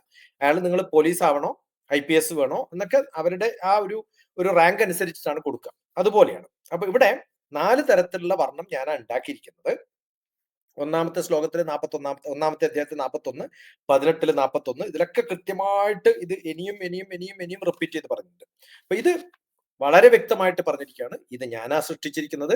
ആര് എവിടെ എങ്ങനെ എപ്പോ എന്ത് ചെയ്യുന്നു എന്ന് നോക്കിയിട്ട് അവരുടെ ഗുണം ഞാൻ തരംതിരിച്ചിട്ട് ആരാണോ ഒരു പണിയും എടുക്കാത്തത്, അങ്ങനെ ഒരാളില്ല ഈ ലോകത്ത്. ഇതിൽ ഏതെങ്കിലും ഒരു കർമ്മത്തിൽ പെട്ടിട്ടുള്ളവരുണ്ടാവും. യസ്യ കർത്താരമഭിമാം, ആ ഓരോ കർമ്മവും ചെയ്യുന്ന ഓരോ വ്യക്തികളെ ഞാൻ കൃത്യമായിട്ട് അറിയുന്നു. എന്നിട്ട് എന്ത് ചെയ്യും? ഞാൻ അവർക്ക് വേണ്ട എല്ലാ കർമ്മങ്ങളും എന്നെ പൂർണ്ണമായിട്ട് അറിയുന്ന വ്യക്തികളായിട്ട് അവരവരുടെ കർമ്മങ്ങൾ പൂർണ്ണമായിട്ടും ചെയ്താൽ, അത് ഇന്ന കാറ്റഗറിയിൽ പെട്ടത് ഇന്ന് ചെയ്തത് ഞാൻ അവരെ ഏറ്റെടുക്കുമെന്ന് ഭഗവാൻ പറഞ്ഞിട്ടില്ല. നിങ്ങൾ ഏത് പണിയാണോ ചെയ്യുന്നത് ആ പണി കൃത്യമായിട്ട് ചെയ്താല് അതിന്റെ കർത്താവായിട്ട് ഞാൻ നിങ്ങളെ ഏറ്റെടുത്തോളുന്നു. അപ്പൊ ഇതിന്റെയൊക്കെ കാരണവും ഉണ്ടാക്കിയത് ഞാനാണെങ്കിൽ ആ പണി, ഇപ്പൊ അറ്റൻഡറുടെ പണി അറ്റൻഡർ മാത്രം ചെയ്താൽ മതി. ഇത് കൃത്യമായിട്ട് ചെയ്താൽ കോൺഫിഡൻഷ്യൽ റിപ്പോർട്ടിൽ നല്ലോണം ഞാൻ മാർക്ക് കൊടുത്തോളൂ, 100-ൽ 100 കിട്ടും. എന്ന് വെച്ചാൽ അയാൾ അതിൽ മുകളിലുള്ള പണിയെടുക്കാൻ പോയാൽ ഞാൻ മൈനസ് കൊടുക്കും. അതുകൊണ്ട് ഏതൊരുത്തനാണോ ഇത്തരം കർമ്മങ്ങൾ ചെയ്യുന്നത് അവ്യയം മാം, വ്യയമില്ലാത്തവരാണ്, അവര് നാശമില്ലാത്തവരായിട്ട് എന്തെത്തും? എന്റെ അടുത്തേക്ക് എത്തും. ഞാൻ അവരെ അറിയുന്നു. എന്റെ കർമ്മം ചെയ്യുന്ന, ഞാൻ പണി കൊടുത്തിട്ടുള്ളത് കൃത്യമായിട്ട് ചെയ്യുന്നവരാണെന്ന് ഞാൻ മനസ്സിലാക്കും. ഞാൻ അവരെ റെക്കഗ്നൈസ് ചെയ്യും, ഞാൻ അവരെ പ്രൊമോട്ട് ചെയ്യും എന്നാണ് ഭഗവാൻ ഇവിടെ പറയുന്നത്. അതുകൊണ്ട് ഒരാളും പണി ചെയ്യാണ്ടിരിക്കരുത്. എന്ത് പണിയാണോ കൊടുത്തിട്ടുള്ളത് ആ പണി, എന്താണോ എന്റെ ഗുണം അതനുസരിച്ച്. അപ്പൊ ഓരോരാൾക്കും അവരവരുടെ ഗുണം മനസ്സിലാക്കിയിട്ട് ആ കർമ്മത്തിലേ ഏർപ്പെടാവൂ എന്നുള്ളതാണ്. അതുകൊണ്ട് ആരും ഇത് ചെയ്യരുത് എന്നും പറയാൻ നമുക്ക് നിർവാഹമില്ല. പക്ഷെ നമ്മൾ ഓരോ കർമ്മങ്ങൾ അനുസരിച്ച്, നമ്മൾ ഭഗവാൻ തന്നെ നോക്കിയാല് ജന്മം കൊണ്ട് ഒരു വർണ്ണത്തിലാണെങ്കിൽ മറ്റൊരു വർണ്ണത്തിലേക്ക് പ്രൊമോട്ട് ചെയ്ത് പോയിട്ടുണ്ട്. എല്ലാ ജന്മങ്ങളിലും ജന്മം കൊണ്ടുള്ളതല്ല, അവരുടെ ഗുണം കൊണ്ടാണ് അവര് പ്രൊമോഷൻ കിട്ടി ഒരു സ്ഥലത്ത് നിന്ന് മറ്റേ സ്ഥലത്തേക്ക് മാറിയിട്ടുള്ളത് കാണാം. ഇനി വല്ല ദുഷ്ക്രിയകളും ചെയ്താൽ അവർ ഡിമോട്ട് ചെയ്തിട്ട് താഴത്തേക്ക് എത്താനും മതി. അതുകൊണ്ട് സ്ഥിരമായിട്ട് ഒരേ സ്വഭാവത്തിൽ ഇരിക്കണം എന്നൊന്നുമില്ല. സ്വഭാവം മാറിക്കൊണ്ടേയിരിക്കും. നല്ല സാത്വികനായിട്ടുള്ള വ്യക്തി കുറച്ചു കാലം കഴിയുമ്പം രാക്ഷസികമായിട്ട് മാറുന്നത് ഞാൻ തന്നെ എന്റെ മുമ്പിൽ കണ്ടിട്ടുണ്ട്. വളരെ നല്ല സാത്വികനായിരുന്നു, ആരും ഒരു വഴക്കും പറയില്ല. പക്ഷെ അദ്ദേഹത്തിന്റെ സത്സംഗം വളരെ മോശപ്പെട്ട ആൾക്കാരുടെ കൂടിയായി. കുറച്ച് കഴിയുമ്പം ദുഷ്ടത മാത്രമേ വരുള്ളൂ, നാവിൽ നിന്ന് പൊട്ട വാക്കുകളേ വരുള്ളൂ. എല്ലാരെയും കുറ്റം പറഞ്ഞ് നടന്ന് അവസാനം എല്ലാരും കുറ്റം പറഞ്ഞ അവസാനം മരിച്ചു കഴിഞ്ഞാലും അദ്ദേഹത്തെ കുറ്റം പറയുന്ന ആൾക്കാരെ നമ്മൾ കണ്ടിട്ടുണ്ട്. അപ്പോൾ ഇതൊക്കെ ഉണ്ടാവും. കാരണം അവരവരുടെ സ്വഭാവം അതാണ് നമ്മുടെ ഈ സത്സംഗം എന്ന് പറയുന്നത്. ആ അവസ്ഥയിലേക്ക് നമ്മൾ എത്തും. അതുകൊണ്ട് ഈ 41-ാമത്തെ അധ്യായം 18-ാമത്തെ അധ്യായത്തിൽ മോക്ഷ സന്യാസ യോഗത്തിലൊക്കെ ബ്രാഹ്മണ ക്ഷത്രിയ വിംശാം ശൂദ്രാണാം ച പരന്തപ കർമാണി പ്രവിഭക്താനി സ്വഭാവ പ്രഭവൈർ ഗുണൈ, ആ സ്വഭാവ പ്രഭവൈർ ഗുണൈ, ആ സ്വഭാവത്തിനനുസരിച്ച് അവർക്ക് പ്രൊമോഷൻ കിട്ടും, അവരെ നമ്മൾ കാറ്റഗറൈസ് ചെയ്ത് ചെയ്യാൻ പറ്റും എന്നൊക്കെ ഭഗവാൻ പിന്നെ പറയുന്നുണ്ട്. അതുകൊണ്ട് ഈ ഈ ഈ അധ്യായം എന്ന് പറയുന്ന ഈ ഒരു ഭാഗം എന്ന് പറയുന്നത് കൃത്യമായിട്ട് ഡിഫൈൻ ചെയ്ത് തന്നിട്ടുണ്ട് നമുക്ക്. അത് വളരെ വ്യക്തമായിട്ട് അടുത്ത കുറെ അധ്യായത്തിലേക്കുള്ള, അടുത്ത കുറെ ഗുണങ്ങളിലേക്കുള്ള ഒരു ഇൻഡിക്കേറ്റർ ആയിട്ടാണ് നമ്മൾ കാണേണ്ടത്. ഓക്കെ, അത് ഇതിലും ഇങ്ങനെ നമുക്ക് ഈ ഒരു ശ്ലോകത്തിൽ വെച്ചിട്ട് ഭഗവത്ഗീതയുടെ എല്ലാ ചാപ്റ്ററിലേക്കും നമുക്ക് കണക്ട് ചെയ്ത് പോകാനും പറ്റും. അതുകൊണ്ട് ഭഗവാൻ കൃത്യമായിട്ട് അടുത്ത ശ്ലോകങ്ങളൊക്കെ പറയുന്നത്, അതുകൊണ്ട് നിന്റെ കർമ്മം ചെയ്യുന്ന സമയത്ത് ഏതാണ്, എന്തിനാണ്, ആർക്ക് വേണ്ടിയാണ്, ഏത് അവസ്ഥയിലാണ്, ഏത് തോന്നലിലാണ്, ഏത് ബുദ്ധിയിലാണ്, അത് പിന്നെ വരുന്ന കുറേ ഈ പിന്നെ ഗുണത്രയ വിഭാഗ യോഗം പറയുമ്പോഴൊക്കെ ഈ ഒരു ശ്ലോകം അവിടെയും കണക്ട് ചെയ്യും. അപ്പൊ എത്ര ചാപ്റ്ററുകളിലാണ് ഇത് കണക്ട് ചെയ്യാൻ പോകുന്നത് നമ്മൾ കാണാൻ പോകുന്നേ ഉള്ളൂ. അപ്പൊ കർമ്മങ്ങളല്ല നമ്മളെ ബന്ധിപ്പിക്കുന്നത്, ആ കർമ്മങ്ങൾ ചെയ്യുന്നവരുടെ സ്വഭാവം ഭഗവാൻ കാറ്റഗറൈസ് ചെയ്തിട്ടുള്ള ആ ഒരു അവസ്ഥയിൽ പൂർണ്ണ ശ്രദ്ധയോടുകൂടി ഡിവോഷനോടുകൂടി ഞാൻ ചെയ്യുന്നുണ്ടോ എന്നുള്ളതാണ് പ്രാധാന്യം. വളരെ വ്യക്തമായിട്ടാണ് വിവരിച്ചത്. എങ്കിലും ചില തൽപര കക്ഷികൾ വീണ്ടും ഈ ശ്ലോകത്തിനെ ദുർവ്യാഖ്യാനം ചെയ്യും എന്നറിഞ്ഞുകൊണ്ട് തന്നെ നമുക്ക് അടുത്ത ശ്ലോകത്തിലേക്ക് കിടക്കാം. ഭഗവത്ഗീത 4-ാം അധ്യായം ജ്ഞാനകർമ്മ സന്യാസ യോഗത്തിലെ 14-ാമത്തെ ശ്ലോകമാണ്. ഭഗവാൻ തുടരുകയാണ്. ന മാം കർമാണി ലിംബന്തി ന മേ കർമ്മ ഫലേ സ്പൃഹ ഇതി മാം യോഭിജാനാതി കർമ്മഭിന്ന സബധ്യതേ. കർമാണി മാം ന ലിബന്തി. ഞാൻ ഈ താളാഞ്ചപ്പില് വെള്ളം വീണ പോലെയാണ്. ആ ഇലയിൽ വെള്ളം വീഴുന്ന സമയത്ത് അത് സ്പർശിച്ചിട്ടുണ്ടെങ്കിലും അത് അവിടെ നിൽക്കില്ല. അതിങ്ങനെ ഉരുണ്ട് ഉരുണ്ട് കളിക്കുകയുള്ളൂ. അത് വെള്ളം ഉണ്ടെങ്കിലും വെള്ളം ഇല്ലെങ്കിലും യാതൊരു പ്രാധാന്യവും ടച്ച് ചെയ്യാത്തതുപോലെ ഭഗവാൻ പറയുന്നത്, ഞാൻ നിന്നെ ഹോൾഡ് ചെയ്യും, നിന്റെ കർമ്മത്തിന്റെ ഭാവം ഒക്കെ ഞാൻ സപ്പോർട്ട് ചെയ്ത് തരും, പക്ഷെ എനിക്ക് ആ കർമ്മവുമായിട്ട് ഒരു ബന്ധവുമില്ല. ലിബന്തി എന്ന് പറഞ്ഞാൽ ഞാൻ അതിൽ സ്പർശിക്കുന്നതേ ഉള്ളൂ, പക്ഷെ അത് എന്നിൽ ഒരു പാടുണ്ടാക്കില്ല. ഞാൻ നിങ്ങളെ കണ്ടെയ്ൻ ചെയ്യും, പക്ഷെ ആ കണ്ടെയ്ൻ ചെയ്യുമ്പോൾ അതിന്റെ ഒരു എഫക്റ്റ് എന്നിൽ ഉണ്ടാവില്ല. ആ ഇങ്ങനെ ഉരുണ്ട് കളിക്കുന്ന പോലെ കളിച്ചുകൊണ്ടിരിക്കുന്ന മാത്രം. അപ്പൊ കർമ്മങ്ങള് എന്നെ സ്പർശിക്കില്ല. സ്പർശിക്കില്ല എന്ന് പറഞ്ഞാൽ ഞാൻ അതിന് കാരണക്കാരനല്ല എന്ന് പറഞ്ഞില്ല. കാരണം കഴിഞ്ഞ ശ്ലോകത്തില് ഞാനാണ് സൃഷ്ടിച്ചത്, സ്വഭാവം, ഇതൊക്കെ പറയുന്നുണ്ട് ഭഗവാൻ. അപ്പൊ എങ്ങനെ സ്പർശിച്ചില്ല എന്ന് പറഞ്ഞ അർത്ഥം? ആ സ്പർശിച്ചില്ല എന്ന് പറഞ്ഞ അർത്ഥം അത് അറ്റാച്ച് ഇല്ല എന്നല്ല, ബന്ധമില്ല എന്നർത്ഥം. അറ്റാച്ച്മെന്റ് ഉണ്ട്, ബന്ധമില്ല. നിങ്ങൾ പോയി കഴിഞ്ഞാൽ അത് പോയി, അതിന്റെ പാട് പോലും അവിടെ ഉണ്ടാവില്ല. അതുകൊണ്ട് എനിക്ക് അത് എന്നിൽ ഒരു മുറിവേൽപ്പിക്കുകയോ എന്നിൽ അതിന്റെ ഒരു കുറച്ചൊരു ഭാഗം കിടക്കുകയോ ഒന്നും ചെയ്യില്ല. അതിങ്ങനെ ഉരുണ്ട് കളിക്കുന്ന പോലെ കളിക്കുകയുള്ളൂ, ഇലയുടെ മുകളിൽ വെള്ളം വീണ പോലെ. ഓക്കെ, അതുപോലെ ഉണ്ടാവുള്ളൂ എന്നർത്ഥം. കർമാണി മാം ന ലംബന്തി മേ കർമ്മ ഫലേ സ്പൃഹാന. അതിന്റെ ഒരു ഫലം എനിക്ക് വേണമെന്നുള്ള ഒരു ആഗ്രഹം എനിക്കില്ല. കാരണം അത് എന്റെ സ്ഥലത്ത് കുറച്ച് സമയം ഇരുന്നതല്ലേ ആ വെള്ളം, അതിന്റെ പാടെങ്കിലും എനിക്ക് തരണ്ടേ. ഈ പലരുടെയും സ്ഥിതി അതാണ്. അറ്റൻഡറുടെ പണിക്കുള്ള ക്രെഡിറ്റും കൂടി ആരേറ്റെടുക്കും? മുകളിലിരിക്കുന്ന ആളേറ്റെടുക്കും. ഏത് മന്ത്രിസഭയിൽ ആര് പണി ചെയ്താലും മുഖ്യനാണ് അതിന്റെ പ്രധാന ക്രെഡിറ്റ്. അത് അവനവന്റെ പണി കൃത്യമായിട്ട് ചെയ്യാത്തതുകൊണ്ടാണ്. അവനവന്റെ പണി കൃത്യമായിട്ട് ചെയ്യുകയാണെങ്കിൽ ഓരോരുത്തർക്കും അതിന്റെ പങ്ക് കൊടുക്കും. ഈ പലപ്പോഴും ഹയറാർക്കിയിൽ ഉണ്ടാവുന്ന ഏറ്റവും വലിയ കുഴപ്പം എന്ന് പറയുന്നത് അതാണ്. ഞാൻ പറഞ്ഞല്ലോ, പണ്ട് ഞാൻ ഗുരുവിന്റെ അടുത്ത് പോയിട്ട് ഒരു ഒരു ഇന്റർനാഷണൽ കോൺഫറൻസ് നടത്തുന്ന സമയത്ത് ഞാൻ എക്സ്പ്ലെയിൻ ചെയ്യാൻ പോകുമ്പോൾ തന്നെ ഗുരു പറഞ്ഞത്, വേണ്ട, എനിക്കറിയാം എന്താ ചെയ്യുന്നത്, നമ്മളതിനെ ഒരു റിപ്പോർട്ട് ചെയ്യേണ്ട കാര്യങ്ങളൊന്നും ഇല്ലാതാണ്. ഏറ്റവും നല്ല അറിവുള്ള വ്യക്തിക്ക് റിപ്പോർട്ട് ചെയ്യേണ്ട കാര്യമില്ല. നമ്മളെ പണി നമ്മൾ ചെയ്ത് കഴിഞ്ഞാൽ പിന്നെ റിപ്പോർട്ട് ചെയ്യേണ്ട കാര്യം എന്താണ്? ആരാ റിപ്പോർട്ട് ചെയ്യുക? റിപ്പോർട്ട് ചെയ്യുന്നത് അവനവന്റെ പണി ശരിക്കും ചെയ്യാത്തവരാണ്. ഞങ്ങളുടെ കാലത്തൊക്കെ ആദ്യം ഡിപ്പാർട്ട്മെന്റ് ഓഫ് സ്പേസിന്റെ നിയമം പൂർണ്ണമായിട്ടും ഇന്ദിരാഗാന്ധിയുടെ കാലത്ത് എഴുതിയിട്ടുള്ള TN ശേഷനാണ്. ഞാൻ 20 വർഷം ഡിപ്പാർട്ട്മെന്റ് ഓഫ് സ്പേസിൽ വർക്ക് ചെയ്തിട്ട് ഒരു സിഗ്നേച്ചർ പോലും അറ്റൻഡൻസ് രജിസ്റ്റർ ഇടാത്തൊരു സയന്റിസ്റ്റ് ആണ്. ഞങ്ങൾക്ക് അറ്റൻഡൻസ് രജിസ്റ്ററിൽ സൈൻ ഇടണ്ട. കാര്യം നമ്മളൊക്കെ ടോട്ടലി ഡിവോട്ടഡ് ആണ്, എന്റെ പണിക്ക് ഞാൻ റെസ്പോൺസിബിൾ ആണ് എന്ന് അറിഞ്ഞു കഴിഞ്ഞാൽ പിന്നെ ഞാൻ അറ്റൻഡൻസ് സർട്ടിഫിക്കറ്റ് ഒപ്പിടേണ്ട കാര്യം എന്താണ്? അപ്പൊ സെൽഫ് റെസ്പോൺസിബിൾ ആയിട്ടുള്ള ഒരു പണി ചെയ്യുന്ന ഒരാൾക്ക് എന്റെ റെസ്പോൺസിബിലിറ്റി കൃത്യമായിട്ട് അറിയുമ്പോൾ അതിന്റെ ഭാഗം ബാക്കിയുള്ളവരിലേക്ക് ഭാഗിച്ചു കൊടുക്കേണ്ട കാര്യമില്ല, ബാക്കിയുള്ളവരുടെ ഞാൻ കട്ടെടുക്കേണ്ട കാര്യമില്ല. അതുകൊണ്ട് അറ്റൻഡൻസ് അല്ല പ്രാധാന്യം, എന്റെ പണിയാണ് പ്രാധാന്യം എന്ന് കൃത്യമായിട്ട് ഇവിടെ ഭഗവാൻ പറയാണ്. അതുകൊണ്ട് നിന്റെ ഫലം ഞാൻ ഏറ്റെടുക്കില്ല, ഞാനാണ് ഇതിന് കാരണക്കാരൻ, ഞാനാ സൃഷ്ടിച്ചത്, ഞാനാ നിനക്ക് പണി തരുന്നത്, ഞാൻ ഭഗവാൻ എന്ന് പറയുന്നത് കർമ്മത്തിന്റെ ഭഗവാനാണ്, അതുകൊണ്ട് നീ ചെയ്യുന്നതിന്റെ കുറച്ച് ഭാഗം എനിക്ക് വേണം എന്ന് ഭഗവാൻ പറഞ്ഞിട്ടില്ല. മിക്കവാറും പൊളിറ്റിക്കൽ നേതാക്കന്മാരുടെ കാര്യം അങ്ങനെയാണ്. ഓരോരാൾ പറയുന്നതിനും ക്രെഡിറ്റ് അവർക്കാണ്. ആ ഒരു അവസ്ഥയിലേക്ക് ഒരു സെൻട്രലൈസ്ഡ് സിറ്റുവേഷൻ അല്ല ഭാരതീയ സങ്കല്പം, വളരെ ഡെമോക്രറ്റൈസ്ഡ് ആണ് എന്ന് നമ്മുടെ ഭാരതീയ സങ്കല്പത്തിൽ നമുക്ക് കാണാൻ സാധിക്കും. ഇത് ആരുണ്ടാക്കിയിട്ടുള്ളത്? മാം യ അഭിജാനന്തി. ഇത് ഈ ഒരു അവസ്ഥയിൽ കർമ്മത്തെ ആരറിയുന്നോ, ഇങ്ങനെയാണ് ഞാൻ എന്ന് എന്റെ അവസ്ഥ ആരറിയുന്നോ, അങ്ങനെ എല്ലാ കാര്യങ്ങളും അറിയുന്ന ഒരു വ്യക്തിക്ക് എന്ത് പറ്റും? ആ വ്യക്തികള് സ കർമ്മഭി ന ബധ്യന്തേ. അവര് കർമ്മത്തിൽ നിബന്ധിതരായിട്ടിരിക്കില്ല, അവര് ബന്ധത്തിലിരിക്കില്ല. ഞാൻ പറഞ്ഞല്ലോ നേരത്തെ, വെള്ളം അറ്റാച്ച്മെന്റ് ഉണ്ട്, പക്ഷെ എന്തില്ല, അതിൽ ബൗണ്ടഡ് ആയിട്ടിരിക്കില്ല, ബോണ്ടേജ് ഉണ്ടാവില്ല. അതുകൊണ്ട് ഞാൻ വർക്ക് ചെയ്ത ഓഫീസിൽ അവസാന നിമിഷം വർക്ക് ചെയ്യുന്നത് വരെ എനിക്ക് ഒരു ആ ഓഫീസിനോട് ബന്ധമുണ്ട്. ഓഫീസിൽ നിന്ന് പോയി കഴിഞ്ഞാൽ അയ്യോ എന്ന് പറയുന്ന ഒരു അവസ്ഥയില്ല. അവിടെ ഇരിക്കുമ്പോഴോ എന്റെ കർമ്മത്തിൽ മാത്രമേ ഞാൻ ബന്ധിച്ചിരിക്കാറുള്ളൂ, ബാക്കിയുള്ളവരുടെ കർമ്മങ്ങളിലൊന്നും ഞാൻ ഇടപെടാറില്ല. എന്റെ പണി ഞാൻ കൃത്യമായിട്ട് ചെയ്യും, ബാക്കിയുള്ളവരൊക്കെ അങ്ങനെ ചെയ്യാൻ നിയുക്തരാണ് എന്ന് മനസ്സിലാക്കി അവർക്കുള്ള കർമ്മം ഡിസ്ട്രിബ്യൂട്ട് ചെയ്ത് കൊടുത്തു കഴിഞ്ഞാൽ ഞാൻ വർക്ക് ചെയ്യുന്ന 20 വർഷവും എന്റെ ടേബിൾ കംപ്ലീറ്റ് എപ്പോഴും ഫ്രീ ആയിരുന്നു. ഒരു ഫയൽ പോലും ഒരു നിമിഷം പോലും. അത് ഇന്നും അറിയാം.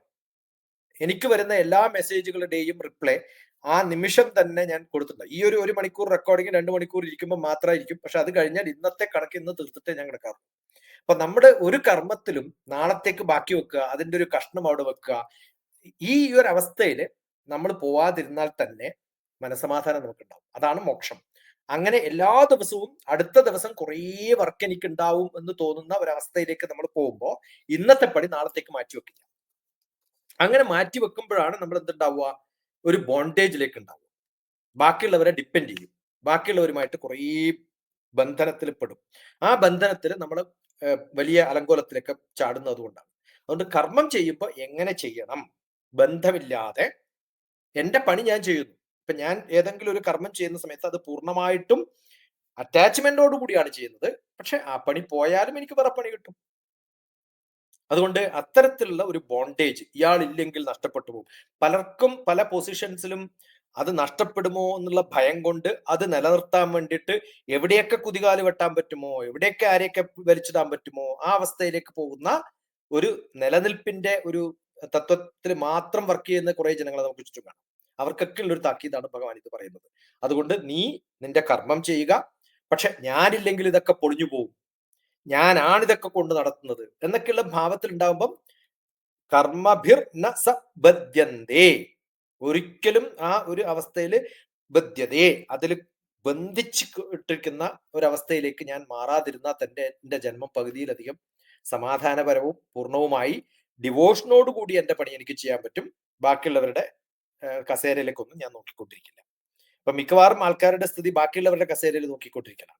അവൻ എന്താ ചെയ്യുന്നത്, അവിടെ എപ്പ വിരിക്കാൻ പറ്റും, എങ്ങനെ ചാടാൻ പറ്റും, അവനെങ്ങനെ താക്കാൻ പറ്റും, അവനെങ്ങനെ പൊക്കാൻ പറ്റും, എല്ലാ ഫേവറിറ്റിസത്തിന്റെയും ലോകമാണിന്ന്. ആ ഫേവറിറ്റിസിന്റെ ലോകം ഒന്നും എനിക്ക് ബാധകല്ല എന്ന് ഭഗവാൻ പറയാനുണ്ട്. ആ ഫേവറിറ്റിസം ഇല്ല അവിടെ. അതാണ് ഒരു ഒരു പിടിച്ചു നിർത്തുന്ന ഒരു കടമ, അതില്ല. അതുകൊണ്ട് ബോണ്ടേജ് ഇല്ല എന്ന് വെച്ച് ബന്ധമില്ല എന്നല്ല, അറ്റാച്ച്മെന്റ് ഇല്ല എന്നല്ല. അറ്റാച്ച്മെന്റ് ഉണ്ട്, പക്ഷെ ബോണ്ടേജ് ഇല്ല. അതാണ് കൃത്യമായിട്ട് ഇവിടെ പറഞ്ഞത്. ലിബന്തി എന്നുള്ള വാക്കും ബദ്ധ്യന്തി എന്നുള്ള വാക്കും രണ്ടും നോക്കിക്കഴിഞ്ഞാൽ ഞാൻ ബന്ധിക്കപ്പെടുന്നില്ല, ഞാൻ സ്പർശിക്കുന്നില്ല, അതിന്റെ ഫലം കാക്ഷിക്കുന്നില്ല, ഞാൻ ആഗ്രഹിക്കുന്നില്ല. അതുകൊണ്ട് കർമ്മത്തിൽ എനിക്ക് ബന്ധമില്ല എന്ന് ഞാൻ പറയുന്നില്ല, ബന്ധമുണ്ട്. പക്ഷെ ഒരു നൂൽബന്ധം എന്നൊക്കെ പറയുന്ന പോലെ ബന്ധം, ഞാനാണ് സൃഷ്ടിച്ചത്, ഞാനാണ് എനിക്ക് തന്നിട്ടുള്ളത്, അത്രയൊക്കെ ഉള്ളൂ. ആ ഓഫീസ് ഓർഡറിലുള്ള ബന്ധം മാത്രമേ ഉള്ളൂ. അതല്ലാതെ ഓഫീസ് ഓർഡർ തന്നു കഴിഞ്ഞാൽ you are independent of your self. അങ്ങനെയാണ്. നമ്മൾ ഡ്രൈവറോട് കൃത്യമായിട്ട് ഓരോ സമയത്തും മൂവ്മെന്റിൽ അങ്ങോട്ട് തിരിക്കരുത്, ഇങ്ങോട്ട് തിരിക്കരുത്, അങ്ങോട്ട് തിരിക്കരുത്, ഇങ്ങോട്ട് തിരിക്കരുത് പറയാണ്ടിരുന്നാൽ മതി. ഇവിടുന്ന് ഇവിടത്തേക്ക് പോകണം എന്ന് പറഞ്ഞാൽ ഡ്രൈവർ അങ്ങോട്ട് വിട്ടു കൊടുക്കാം. പിന്നെ ഡ്രൈവറുടെ പണി ഡ്രൈവർ ചെയ്യാം, നമ്മുടെ പണി നമ്മൾ ചെയ്യാം. അല്ലെങ്കിൽ പിന്നെ നമ്മൾ ഡ്രൈവറാക്കിയിട്ട് അയാൾ തന്നെ ശ്രദ്ധിച്ചുകൊണ്ടിരിക്കുമ്പോൾ പിന്നെ നമ്മുടെ പണിയും നടക്കില്ല, അയാളുടെ പണിയും നടക്കില്ല. അയാൾക്കും ദേഷ്യം വരും, നമുക്കും ദേഷ്യം വരും. അതുകൊണ്ട് ഒരു കാറിൽ ഇരുന്ന് കഴിഞ്ഞാൽ ആരാണോ പൈലറ്റ് അയാൾക്ക് അങ്ങോട്ട് പൂർണ്ണമായിട്ടും വീല് വിട്ടു കൊടുക്കുക. നമ്മൾ പിന്നെ ഒരു ശ്രദ്ധയും വേണ്ട, അയാളെ കൊണ്ട് ഇടിക്കുകയാണെങ്കിൽ ഇടിക്കട്ടെ, അത് കൊണ്ട് എത്തിക്കുകയാണെങ്കിൽ എത്തിക്കട്ടെ എന്ന് വിചാരിക്കാം. പലർക്കും അതില്ല. അപ്പൊ എന്ത് പറ്റും, ഡ്രൈവറെ ആക്കിയുള്ളതിന്റെ ഗുണം ഇല്ലാണ്ടാവും. നമ്മൾ എന്തിനാ ഡ്രൈവറെ ആക്കുന്നത്? ഡ്രൈവറെ ആക്കുന്നത് ആ സമയവും കൂടി നമുക്ക് വേറെ എന്തെങ്കിലുമൊക്കെ കർമ്മങ്ങൾ ചെയ്യാനാണ്. പലരെയും കണ്ടിട്ടുണ്ട് ഞാൻ, ഡ്രൈവറെ ആക്കും, പക്ഷെ ടെൻഷനോട് ടെൻഷനാണ്, അയാളുടെ വിശ്വാസമില്ല. അപ്പൊ ആ കർമ്മത്തിൽ വിശ്വാസമില്ല, എനിക്ക് എന്നിലും വിശ്വാസമില്ല. കാരണം നല്ല ഡ്രൈവർ അപ്പോയിന്റ് ചെയ്തു എനിക്ക് വിശ്വാസം ഉണ്ടെങ്കിൽ ഞാൻ അപ്പോയിന്റ് ചെയ്ത ഡ്രൈവർ കൃത്യമായിട്ട് കൊണ്ടുപോകുമല്ലോ.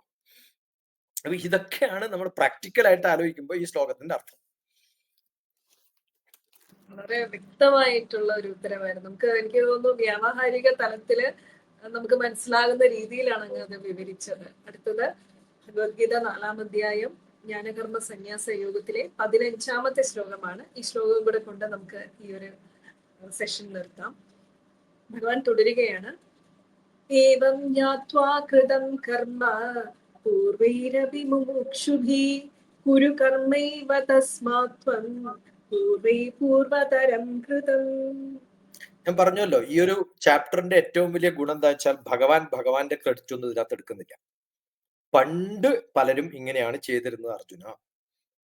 ജനകന്റെ കഥ പറഞ്ഞു, സൂര്യന്റെ കഥ പറഞ്ഞു, മനുവിന്റെ കഥ പറഞ്ഞു, അവരൊക്കെ പറഞ്ഞിട്ടുള്ള കാര്യമാണ് ഞാൻ പറഞ്ഞത് എന്നുള്ളത് പോലെ ഇവിടെയും ഭഗവാൻ പറയുന്നത് ഇപ്രകാരം അറിഞ്ഞിട്ട് മോക്ഷപ്രാപ്തിക്ക് വേണ്ടിയിട്ട് എന്തൊക്കെ ചെയ്യണോ എന്ന് കൃത്യമായിട്ട് മനസ്സിലാക്കിയിട്ട് ആര് ചെയ്തിട്ടുണ്ട്? തസ്മാത് പൂർവൈ. പണ്ടുള്ള പലരും ഇത് തന്നെ ചെയ്തിരിക്കുന്നത്. ജനകനെയാണ് എപ്പോഴും ഈ കൃഷ്ണൻ ഇതിനകത്ത് എക്സാമ്പിൾ ആയിട്ട് എടുക്കുക. ജനകൻ എങ്ങനെയാണോ ചെയ്തത് അതുപോലെ നീ ചെയ്യണം. പൂർവതരം കൃതം, ആ പൂർവികന്മാര് ചെയ്തിട്ടുള്ള അതേ തരത്തില് അതേ പ്രകാരത്തില് ത്വം കർമ്മ ഏവ കുരുഹു ഏ കുരു വംശജ, നീ ആ വംശത്തിന്റെ ഗുണാണ് ഇവിടെ പറയുന്നത്. ആ വംശത്തിൽപ്പെട്ടവനായതുകൊണ്ട് നീയും എന്ത് ചെയ്യണം, ആ കർമ്മം അവര് ചെയ്തതുപോലെ, നിന്റെ വംശജരായിട്ടുള്ള ആൾക്കാർ ചെയ്തതുപോലെ കൃത്യമായിട്ട് ഏത് തരത്തിലാണോ നിന്റെ പൂർവികന്മാര് കൃത്യമായിട്ട് കാര്യങ്ങൾ ചെയ്തത് അതുപോലെ നീ ചെയ്യണം. അവരൊക്കെ സത്യാന്വേഷികളായിരുന്നു. അപ്പോ നമ്മളിപ്പോ ദ്വാപര യുഗത്തിലുള്ളത്, അതിനേക്കാളും എത്രയോ മെച്ചപ്പെട്ട യുഗമാണ് ത്രേതായുഗവും, അത് എത്രയോ മെച്ചപ്പെട്ട യുഗമാണ് സത്യയുഗം. ആ യുഗത്തിലൊക്കെ ഓരോ ആൾക്കാരും ചെയ്തിട്ടുള്ള കർമ്മങ്ങൾ നമ്മൾ കണ്ട് പഠിച്ചിട്ടുണ്ട്. അത്തരത്തിലുള്ള ഈ ലിബറേഷന് വേണ്ടിയിട്ട് എവരൊക്കെയാണോ സത്യാന്വേഷികളായിട്ട് കർമ്മം അന്വേഷിച്ച് അവരവരുടെ കർമ്മത്തിന്റെ ഫലം കൃത്യമായിട്ട് ചെയ്ത് പാരമ്പര്യമായിട്ട് നമുക്ക് കിട്ടിയിട്ടുള്ളത്, അത്തരത്തില് ഒരു ഫലാസക്തിയും കൂടാതെ, സെൽഫിഷ് അല്ലാതെ, അവരവരുടെ ആവശ്യങ്ങൾക്ക് വേണ്ടിയിട്ടല്ലാതെ ഓരോ കർമ്മവും ചെയ്യുമ്പോൾ പണ്ടത്തെ ആൾക്കാർക്ക് എങ്ങനെയാണോ അവര് മോക്ഷത്തിന് പ്രാപ്തരായിട്ടുള്ള കർമ്മങ്ങൾ ചെയ്ത് പോന്നിരുന്നത്, അത്തരം പൂർവികന്മാര് പണ്ടേ നമുക്ക് തന്നിട്ടുള്ള ആ വഴിയിലൂടെ വേണം നീ പോകാൻ. അതുകൊണ്ട് ഇതിനൊക്കെ പറഞ്ഞു വരുന്നതിന്റെ അവസാനത്തെ അർത്ഥം എന്താ വെച്ചാൽ, സ്വാർത്ഥനായിട്ട് ഒളിച്ചോടാൻ പോകരുത്, നിന്റെ കർമ്മം നീ ചെയ്യണം. അതിൽ നിനക്ക് കർമ്മം ചെയ്തുകൊണ്ട് അതിന്റെ പാപം നീ ഏറ്റെടുക്കേണ്ടി വരില്ല. അവസാനം പറയണ്ടല്ലോ ഭഗവാൻ, ആ പാപങ്ങളൊക്കെ ഞാൻ ഏറ്റെടുത്തോളാം. ഇപ്പൊ ഇവിടെ പറയുന്നത് ഞാൻ അതിനെ ടച്ച് ഒന്നും ചെയ്യുന്നില്ല എന്നാണ്. അങ്ങനെ ആർക്കും ആരതും ഏറ്റെടുക്കാൻ പറ്റില്ല എന്ന് ഭഗവാൻ ഇപ്പൊ തന്നെ പറഞ്ഞു നിർത്തിയിട്ടുണ്ട്. പക്ഷെ എന്നിട്ടും കേൾക്കാത്തതുകൊണ്ടാണ് പറഞ്ഞത്, അതൊക്കെ ആ കർമ്മം തീരുമാനിച്ചോളും. നമ്മൾ എന്തിനു വേണ്ടിയാണ് ചെയ്യുന്നത് എന്നുള്ളതാണ് അതിന്റെ പാപവും അതിന്റെ പാപമില്ലായ്മയും ഒക്കെ നിശ്ചയിക്കുന്നത് എന്ന് പറയാൻ വേണ്ടിയിട്ടാണ്. അപ്പോൾ അങ്ങനെ കുറെ ജനങ്ങളുടെ ഒരു ഒരു ഒരു പാരമ്പര്യത്തിൽ പെട്ടിട്ടുള്ള നമ്മള് കൃത്യമായിട്ട് ഇതൊക്കെ അറിയുമ്പോൾ നമുക്ക് എന്ത് കിട്ടും, ഈ യുദ്ധം ചെയ്യാനുള്ള സന്നദ്ധത നിന്നിൽ ഉണ്ടാവും എന്ന് ഭഗവാൻ കൃത്യമായിട്ട് ഈ ശ്ലോകങ്ങളിലൂടെയൊക്കെ പറഞ്ഞു പോവുകയാണ്. ഇനി ഒരു 18 എത്തുമ്പോഴത്തേക്കും കൃത്യമായിട്ട് ചെയ്തവർക്ക് എന്താണ്, ചെയ്യാത്തവർക്ക് എന്താണ്, അറിവോടുകൂടി ചെയ്ത എന്താ ഗുണം ഉണ്ടാവുക, എപ്പോഴാണ് ബുദ്ധി ഉപയോഗിച്ചിട്ട് ഇതൊക്കെ അനലൈസ് ചെയ്യേണ്ടത് എന്നൊക്കെ പറഞ്ഞിട്ട് ഭഗവാൻ അർജുനനെ പൂർണ്ണമായിട്ടും പ്രാപ്തനാക്കുകയാണ്. അതാണ് അടുത്ത് വരാൻ പോകുന്ന ശ്ലോകം. അടുത്ത പ്രാവശ്യം വളരെ വളരെ മനോഹരമായിട്ടാണ് ഭഗവത്ഗീത 4-ാം അധ്യായം 15-ാമത്തെ ശ്ലോകം വരെ ഉള്ളത് ഇന്ന് പറഞ്ഞു നിർത്തിയത്. ഒരുപാട് ഒരുപാട് നന്ദി. വളരെ മനസ്സിലാകുന്ന രീതിയിൽ ഏറ്റവും ലളിതമായിട്ടാണ് അങ്ങ് വിവരിച്ചത്. ഒരുപാട് ഒരുപാട് നന്ദി.